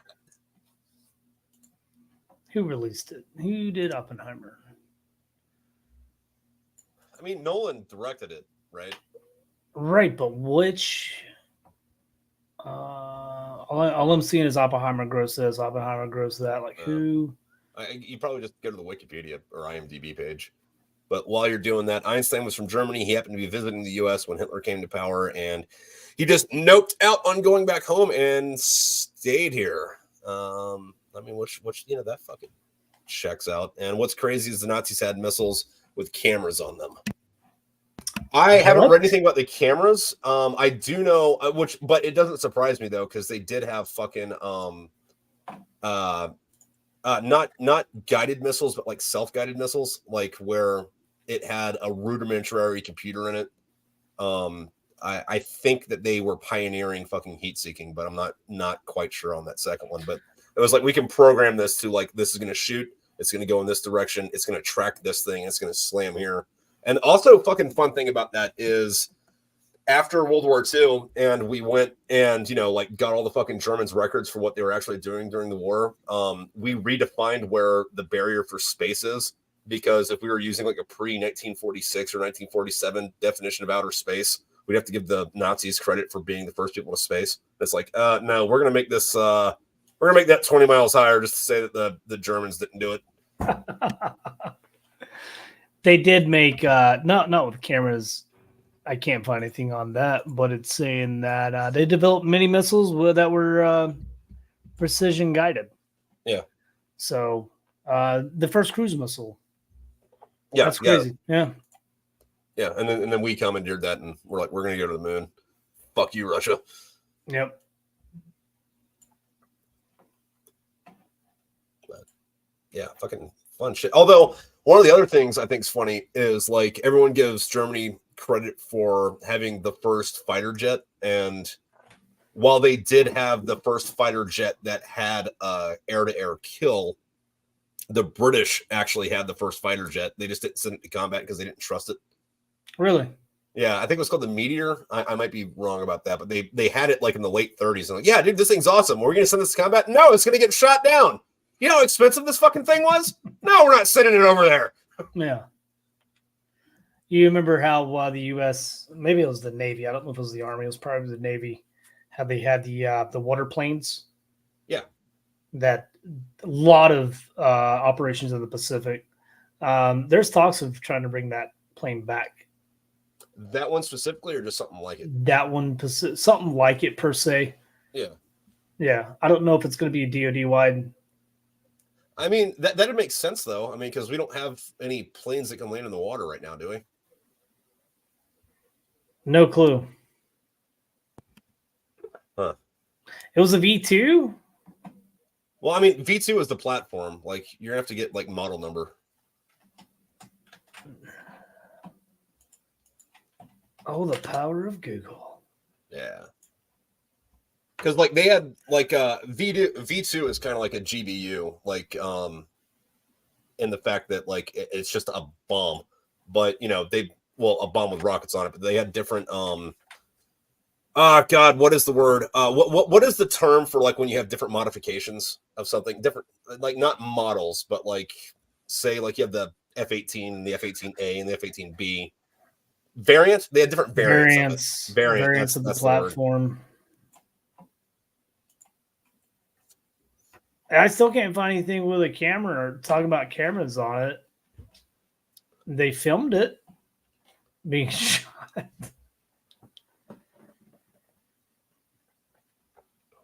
I don't know. The other thing with that though is like, yeah. Well, the other thing about that though is like, and there's two things with this, like, and they both go into Google just being unreliable as shit. Because like you can't Google anything about cameras or photography or videography because it will just give you photos or video of the thing you're looking for, not how cameras were implemented with the fucking thing. Or Google limits Gemini AI image generation after controversial Nazi portrayal in images to generate an image of a 1943 German, and it automatically showed Nazi. And it's like, okay, I don't want to see that. I want to see Germans from the 40s. Yeah. But the other thing though is like fucking I had to go down a fucking rabbit hole to figure this out. But I was trying to figure out when the first digital camera was made, right? Mm-hmm. And I think conventional knowledge is like, or like what they consider is like a point and shoot digital camera, right? And that's like sometime in the late 70s or early 80s. But it's like, well, but we have cameras on fucking satellites before that were taking pictures and sending it back to Earth. They weren't sending back film that was sent digitally. Google, give me the right fucking answer. And you know, after a deep dive in a rabbit hole, it turns out that it's very similar to like a regular camera. There's just like a fax machine fucking a DeVray. Yeah. I do the what? Who? You're muted there. A DeVray 35 millimeter camera. Yeah. DeVry, D-E-V-R-Y. But they had like fax signals to send it. Like in satellites that fucking NASA and the Russians fucking, you know, sent to space before that. You know, like it's like we're gonna take a picture of the Earth from outer space, but the satellite. Yeah, but like the satellite doesn't come back for you to develop the film. Like it sent the signal back, so that has to be digital, right? Yeah, you would think. Yeah, but I mean, how would you get it? Yeah. But I took a deep dive on it, and it's it almost. I mean, it takes a picture, but like instead of like pushing it out like a Polaroid or whatever, like it sends a signal back. That's. I mean, the way it gets from image to signal to send was similar to like how a fax machine works. I think I found what who's that? Dom Grom is talking about. There was a photograph that was taken 24 October 1946 by a camera aboard a U.S. rocket, the U.S. had employed a surrendered German rocket scientist. So they employed a surrendered German rocket scientist towards the end of the Second World War and used a Nazi missile to carry a DeVry 35 millimeter camera. The rocket actually used, because I think that was the most advanced rocket at the time on Earth that could go up into space almost. The camera on board was enclosed in a steel case to protect it when the rocket plummeted 500 feet back down. 500 feet per second. Oh, that's what it was. So they launched it from White Sands Missile Range, New Mexico. What was the missile they used? It doesn't say. I'm on the article from the Daily Mail. Yeah, that was a V2. Yeah. All right, there you go. So the Germans didn't use it. The Americans used it in October 1946 because the V2 was the most advanced rocket with an advanced propulsion system to get it up out. So it was an American. So it was an American variant of the V2. No, they had they had a V2. It says it was a German rocket. Okay. So hey, you're a surrendered scientist who worked on this German rocket that we got our hands on. Let's put a camera in it, send it into space, and take pictures of things. So that's what they did. All right. Have you ever been out to White Sands? No. The only time I was in New Mexico was when I drove from Georgia through and I hit the Texas-New Mexico border and I pulled over to sleep for 4 hours before getting back and driving over when I PCS'd out here. Nice. No, like I went out there once, because when I went from Quantico to Tornado Palms, because I took a month of leave and just went where the wind took me. Yeah. But I ended up at White Sands and it was really fucking cool. So you can drive around, get out, do whatever you want as long as they're not firing that day because it's all on a fucking active range. Yeah. But it's literally white sand. Like if you're out there, it looks like you're in fucking snow. It's really it's weird. That's awesome. And it's not like some of it's brown, some of it's black, some of it's tan, some of it's white. It's all fucking white. Like you can take a picture out there and be like, hey, look, I went to Antarctica, and no one would fucking know any different. Yeah. All right. Hey, Warsmith, you have a good one. See you, Smith. But yeah, no, if you ever get that on your fucking bucket list, that one's cool. Also, so is Tombstone. That's a good weekend trip. I wouldn't. It's one of those places where I wouldn't suggest that you make a vacation out of it. But if it's on the way or just a little bit out of the way, or 2 hours out of the way, go do it. It's a fun day or two thing to do. Well, I am in Arizona now. How far is that from me? I don't think it's too far. You can go there on a 96. 4.5 hours. Yeah, that's 96 almost territory. 6 if I take a different route. Yeah, I could probably do it in 4 days. Yeah, it's neat because they haven't updated the town much. Really? I mean, they've done the safety concern stuff where it's everything's got electricity and there's exit signs and fire extinguishers. But besides that, it's mostly the same fucking buildings. There's dirt roads and shit. And then all the actors that are there that are for ambiance or whatever, they're super fucking dedicated to their fucking job. Where it's during the day, they're oh, I'm this guy. I sell mustache wax. Or I'm this bad guy. I'm going to talk cartoon level shit to you just so that you can think that you're having an altercation and you can laugh about it to your friends or whatever. But then at night when everything closes, you go to the bars and those guys are in there and it's they're going to be singing fucking Miley Cyrus on karaoke. And then yeah, when they get off, you're oh man, that was really cool, man. Fucking, you did a great job. And it's yeah, partner, I really like that Miley Cyrus lady. Somebody get me a sarsaparilla. It's fun time. Yeah. So when are you going to take the series to the next level? Well, the series is done, dude. I'm talking. Well, you're doing audio. I'm talking about the next. Yeah. When is this going to become I don't know, some crazy anime stuff or a film or a TV series? When either Studio Gainax or HBO fucking notice me. I'm not cool enough for that yet. I mean, Yeah. like, I would love for either HBO to do it or maybe even fucking Amazon. Amazon's not too bad. Or like fucking, I don't know.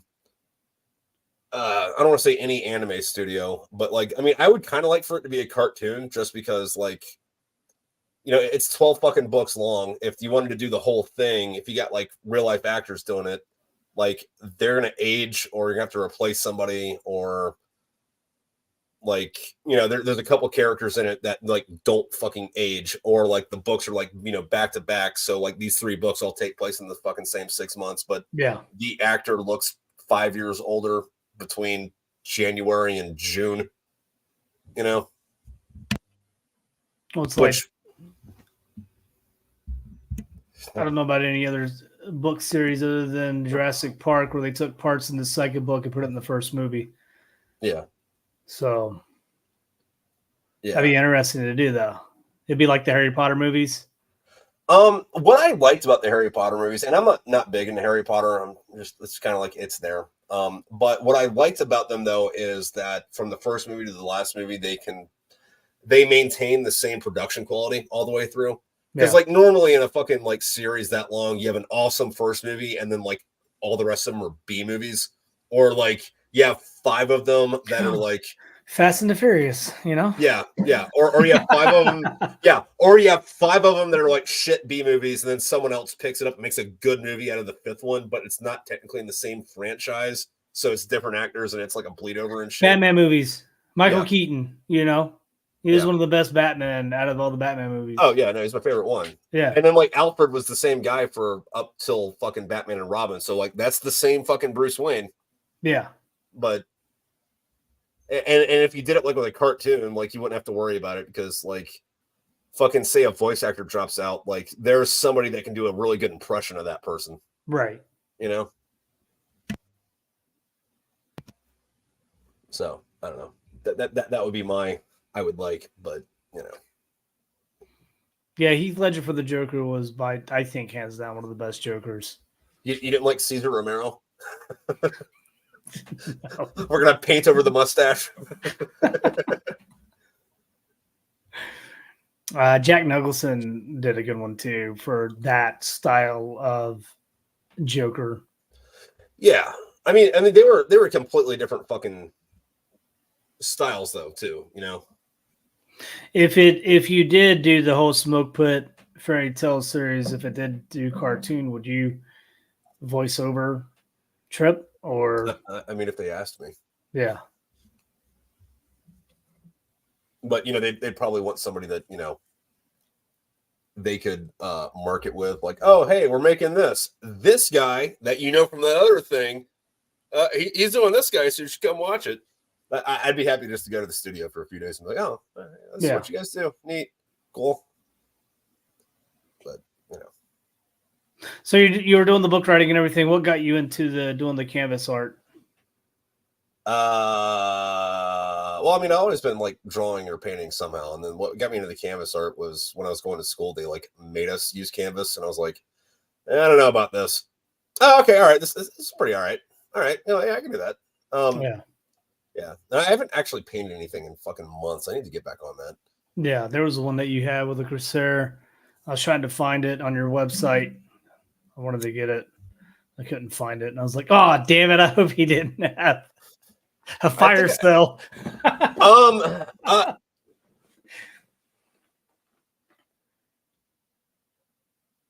Oh, he froze.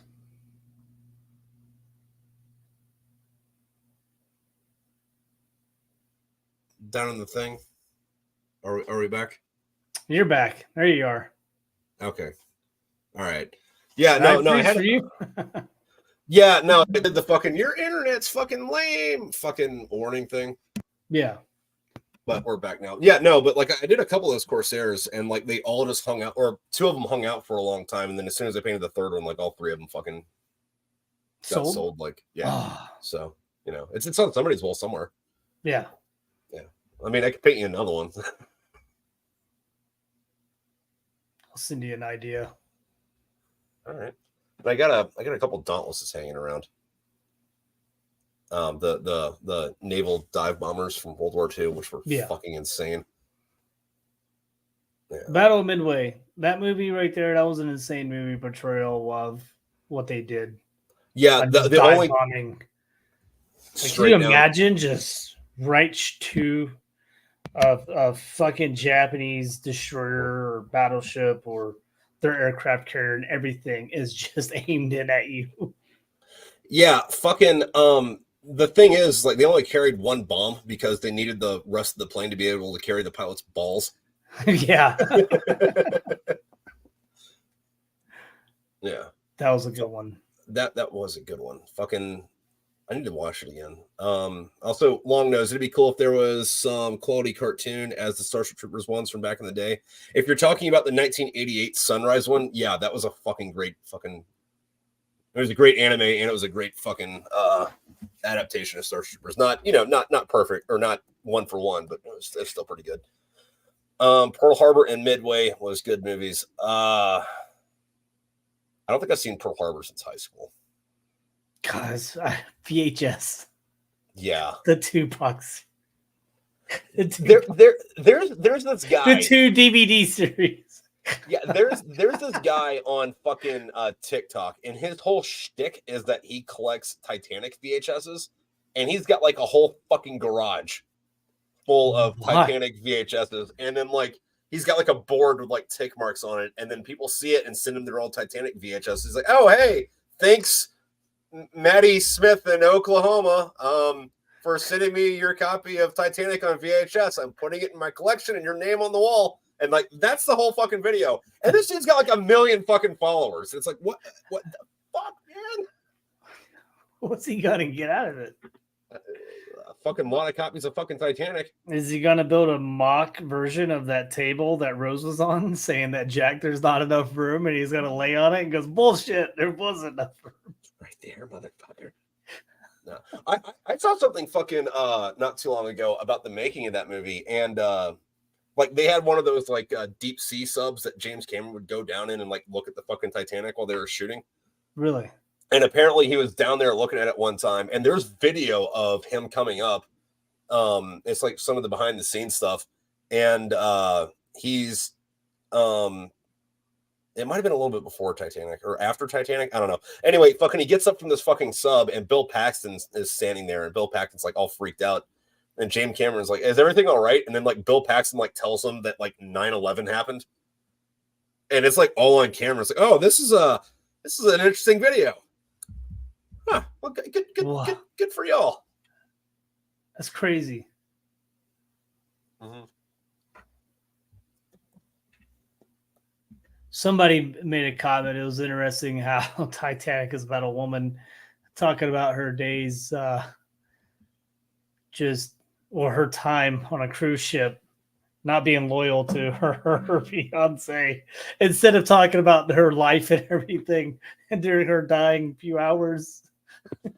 I mean, it is kind of an odd story though, right? Because like the whole thing was about getting that fucking necklace she had, and they pull it up, and then like she's like, oh yeah, so yeah, I was on the Titanic. Let me tell you about this homeless dude I fucked.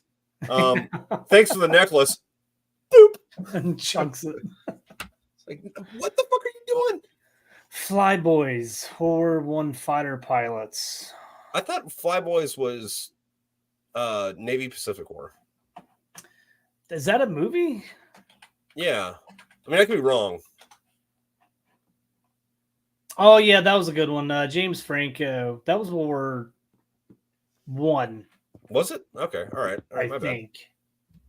Yeah, because he goes to fight with the French or something. It's a World War I movie. Yeah. Okay. It was a pretty good movie.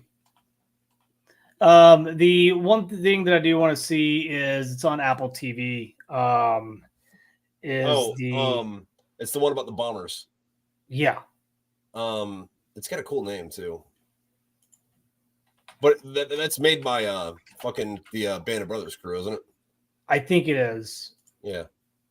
Yeah. Well, Masters of the Air. Masters of the Air. Yeah. Yeah, I want to see that. Although I don't have Apple TV, so that might be. I'll just buy the DVD box set when it comes out.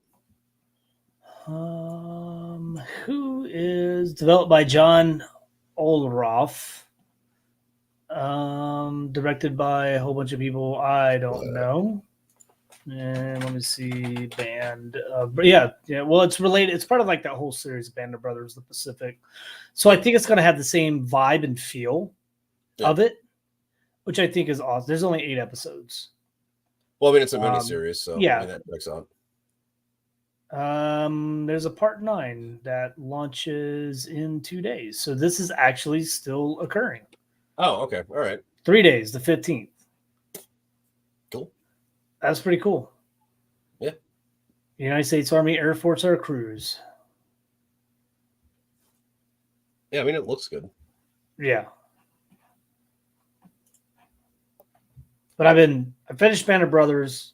I'm starting the Pacific, and then here, I think this weekend, because I have T-Mobile, so T-Mobile, like, hey, cool, you upgraded your plan. We'll give you 3 free months of Apple TV.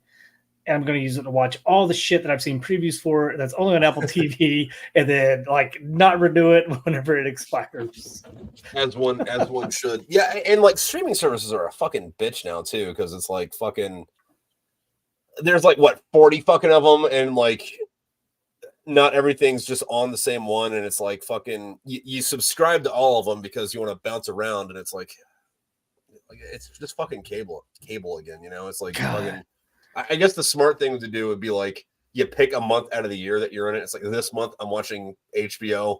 Next month I'm watching fucking Hulu. Next month I'm watching. 14 years ago, there was a website like Duck TV where you could watch all the like ripped movies and TV shows and everything as if you were like in the Middle East and you can go to the market and pick up a burnt coffee. Yeah. Like I got my mom. I came home on R&R from embassy duty in Baghdad, but I went to the fob that was across from us, and it had a little market there, and got the whole complete DVD series of Friends for her because I remember growing up, she would watch Friends. So there was like 30 episodes out of the whole box you couldn't watch because it was either no video to audio, no audio to video, scrambled video to audio, scrambled audio to video, or it's in like French. And it's like, what? But it was the whole complete set. Like, here you go. That checks out. Because I remember fucking on my first pump, fucking like Iron Man came out while I was in Afghan, and like we got the Chinese version of it. Oh, yeah. Like the DVD, and it was like I think I saw it 4 times before I saw it in English. It was like, We hated when we got the little DVDs and it was in the plastic and it wasn't in the like the box. It was just in a plastic like Ziploc bag. And it's like, what is this trash? This isn't upgraded. The dude didn't take the time to put it in a DVD box. Like at least pretend. Yeah. God, that was. I wonder if I still have any of that. I went looking for mine. I don't think I have mine anymore because I used to have a whole fucking binder. That or I left them. Like, hey, for the somewhere. next dude that came in. Yeah. No, that was a fucking very unique time in like world history, you know, because like DVDs were only really a thing for like what 20, 30-ish years. I mean, yeah, they still are a thing now, but like I mean, I have a bunch of DVDs, but like 20 you can't say really 20, 30 years when we're in our mid 30s. Okay. I mean, I can hurt your feelings a little bit. Like, you remember that fucking, what was it? Bowling for Soup song, 1985? Yeah. 1985 is closer to that song coming out than that song is to now. Really? Yeah. That's crazy. I'm an 88 baby. Yeah. Like, that's fucking crazy. Yeah. Because I remember when DVDs came out. Yeah. And, like, I mean, Video Warehouse. Yeah. Like you go to Video Warehouse to get a DVD, and you would rent the little DVD player if you didn't have a DVD player because you had a VHS player at home. Yeah. And then I remember when the first DVD VHS combo machine came out, where you could play a video, you get done watching that movie, you put it in DVD to watch another movie. Yeah. And then Blu-ray became a thing, and then everything's digital. Because Netflix was on DVD and now it's all digital. I asked one of my Marines today, I'm like, hey, do you know what a VHS is? And they just looked at me. And I'm like, I'm getting old. Yeah. Well, what I meant though is like people were only really watching DVDs for like 15 years. Yeah, give or take. Yeah, because there was either they were stuck on DVDs or not DVDs, but VHS, or they started doing the whole streaming thing. Yeah, and like originally Netflix like fucking would mail you the fucking. I'm so old. I remember when Netflix mailed you movies. Yeah. Yep. And if you didn't return them, they would charge you a little fine, and you just kept that movie forever. Yeah. But one thing I hope never dies out is actual movie theaters, because that's something that me and my dad did growing up, and it's something that I still do with my son growing up, and it's just one of those little things. So nothing like you're a kid going, "Hey, I want to watch the Jet movie," and I'm like, "Jet movie? What are you talking about?" He's like, "Oh no, he flies a jet," and I go to look it up, and that's when I realized, oh my God, Top Gun 2 came out. And I'm like, "What? I've been on leave this whole 2 weeks. I didn't know Top Gun came out." And first time I went to go see it, I took my kid. So nice. Yeah, no, fucking. I hope too that movie theaters aren't on the way out. They definitely are on the incline, though. I think they're kind of doing it for themselves. Like they're stupid fucking expensive for no reason, and it's like fucking. You remember dollar theaters, right? Where it was like we're gonna play a movie that's a month old. Yeah. And then like popcorn and fucking Cokes are cheap, and it's like, oh, there is a cheap option to do this. Like just most movie theaters are just dicks about it. But you can go to the fucking dollar theater that's normally attached to a mall or some shit. But malls are dead too. Yeah. But there was a movie theater in Georgetown that did midnight matinee. But the shitty thing was like midnight on a Wednesday night. But it was like less than $5, and you can get a large popcorn, large Coke, and watch the movie. But you're starting it at midnight. And it's like, oh, it's 3, 4 o'clock in the morning. And I now have to go, home and sleep for an hour before going to PT or going to work. Yeah. Yeah. There are still drive-in movie theaters, and I'm pretty bummed out that whenever I was in South Carolina, when I was in Beaufort, I never went to that one. Yeah. Because I think it was always closed. When I was at work. Or open whenever I was at work, closed whenever I was off. Well, that bites. But when I was in high school, I worked in a movie theater for a bit, and it was really cool because fucking it was like right when digital projectors were coming out. So instead of like sending you the like reels of the fucking movies on film, like they just send you like a thumb drive that you had to fucking plug in. But we could attach Xboxes to it. So on the weekends, fucking, after the last show, we wouldn't start till like 1 o'clock in the morning, but like we'd all hang out and play fucking like Halo and shit, like on the movie screen. And it was like we have to get like 6 of the fucking like extension cords and like run them through the fucking thing and like jerry rig the whole fucking shebang. But it was a good time.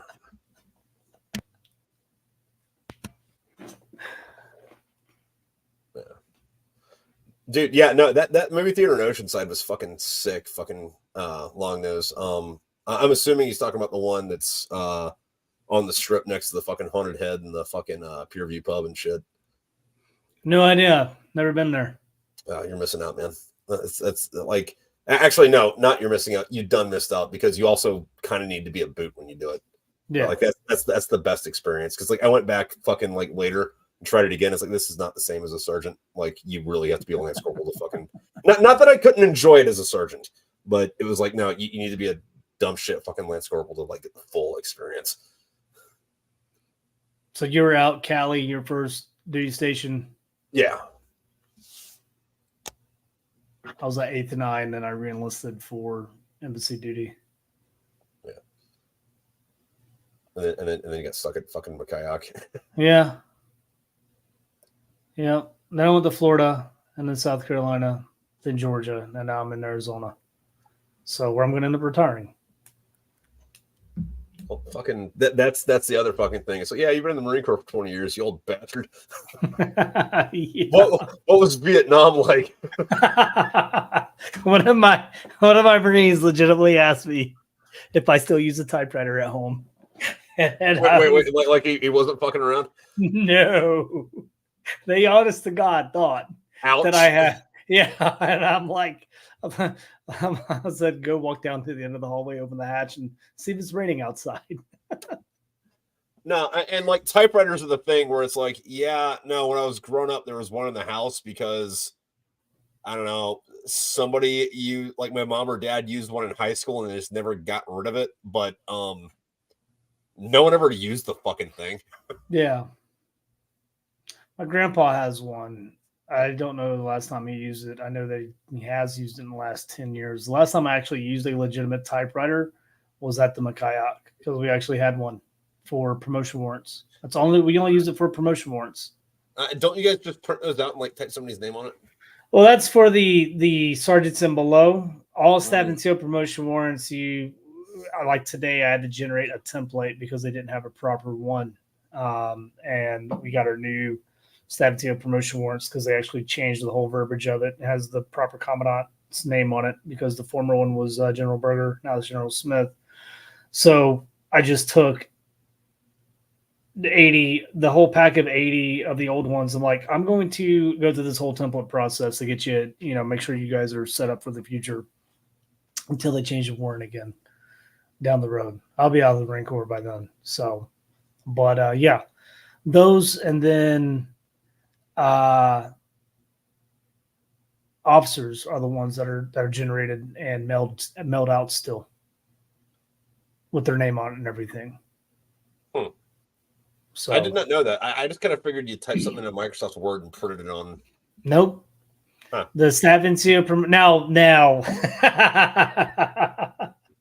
When I first came in, promotion warrants were like, it was like a NAM paper, it's all pre-printed, everything. You just fill in the blank, right? And then it all went digital with MOL. They put it all on MOL, and you would get a piece of paper that had it all on there. We have a few like that in case MOL dies, and we have to actually print off a promotion warrant. But now it's you print your name, trip, print with background, boom, it's all there. You just fill in the blank on MOL and it's done. But yeah, for stab and seal promotion warrants and officer promotion warrants, stab and seals, we have to fill in the blank. It's already all the verbiage is there with a digital signature from the commandant. But the one for officers. Yeah, we do the same thing too, I think. Or there's I haven't done an officer one in over a year, 2 years. Huh. So those are rare, kind of, depending on your unit. Huh. Yeah, no, like all mine are like in a box somewhere. I haven't fucking looked at them in however many years. But I'm sure one day when I'm like 70, I'm going to pull them up and be like, hey, come here, Sonny, let me show you my war papers. Let's see something. I was going to check.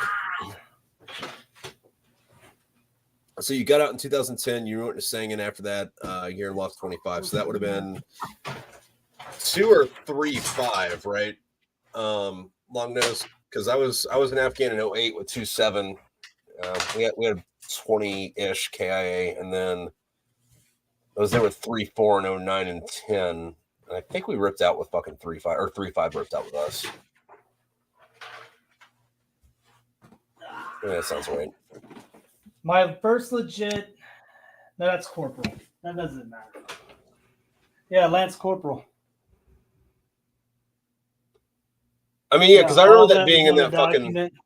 Yeah, I remember that being in the fucking like cursive-y script. Yeah, and then my one to corporal was meritoriously. So I came in at 06, right?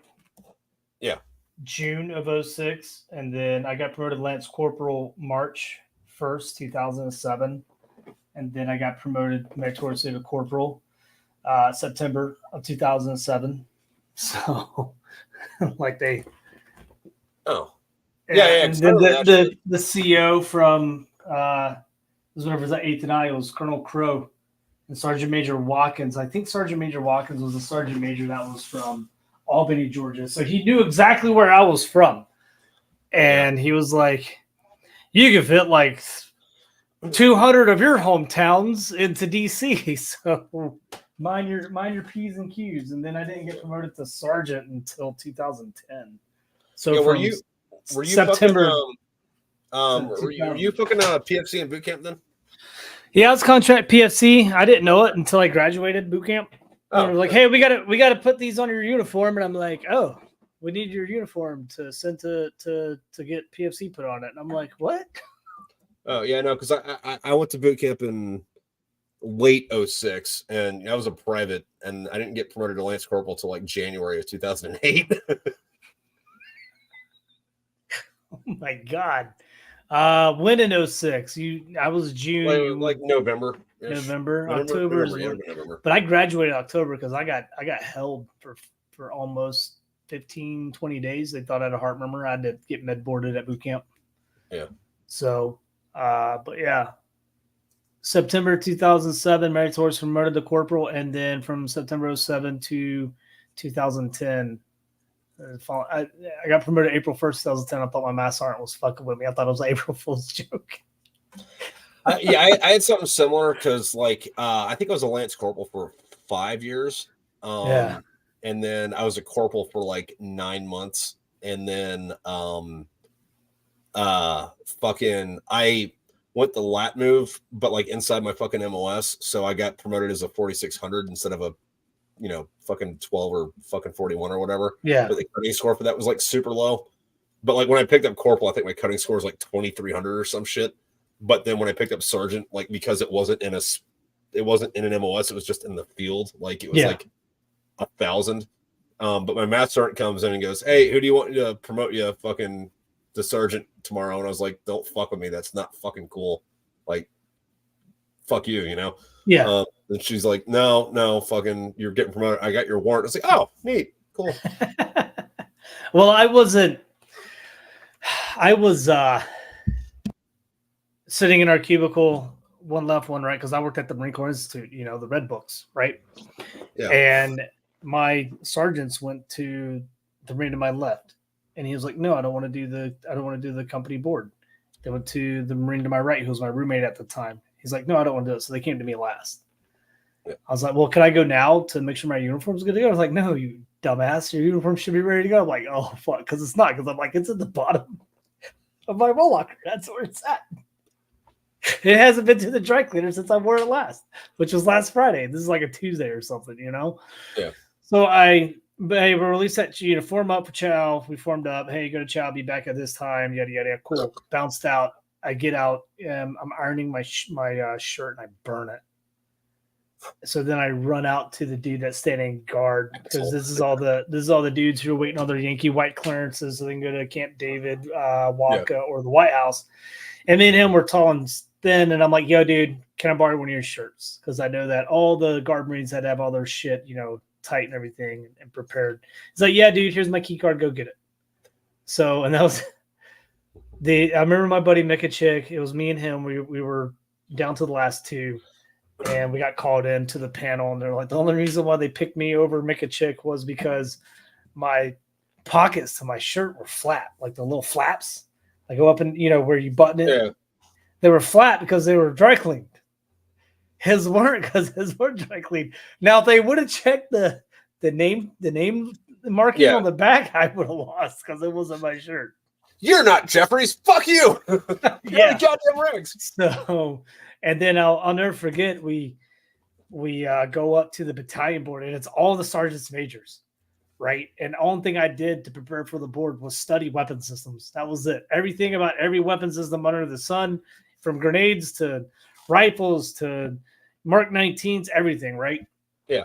And we get into the panel, and it's like the sergeant major from like Waka or wherever he's at, I don't know, or ACO. I think it's ACO, BCO. And so these dudes are 03s, right? And he doesn't ask me a weapon system question.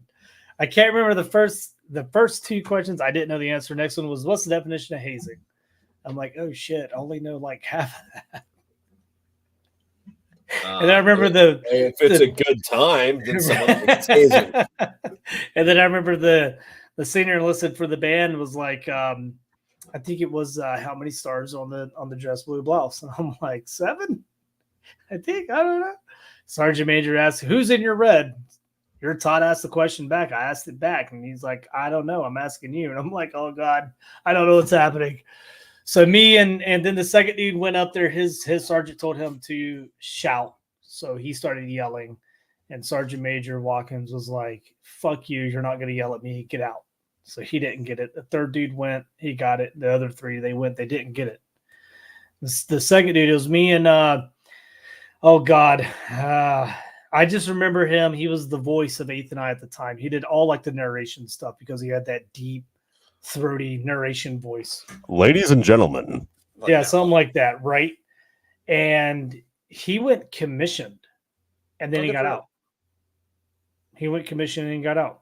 And then last thing I heard from him was he was like an extra in. He dressed up. He was an extra in that Army Wives TV series that was happening when we were like dumb boots. Okay. Yeah. Yeah, I remember the show, but I don't remember what it was fucking. And then Baghdad, it was like, hey, we're promoting you to sergeant today, and I'm like, yeah, it's April 1st. No, you're not. That's I don't have the cutting score. There's no way. Yeah. And I'm like, wait, how are we gonna get our uniforms tailored? Yeah. So we had to figure it out. Yeah. Well. Yeah. But yeah. All right. Well, anyway, we are at the 2-hour mark. Thank you for coming on, and thank you for fucking voicing goddamn the fucking fuckers. The goddamn fuckers. the fucker. Lieutenant Colonel Amemnon. Yeah, and Bryan the senator. Bryan, and then the German mechanic. Yeah. And I think I was a German pilot, which I shared that with a friend. I said, I sound like two drunk French dudes. I mean, but that's all Germans are, drunk French dudes. And if they get a problem with that, they can win a war. Anyway, thank you for coming on. Do you have anything you want to say to what people? Enjoy it. Enjoy the series. Take the time, spend the extra couple of bucks, and go wild with it. All right.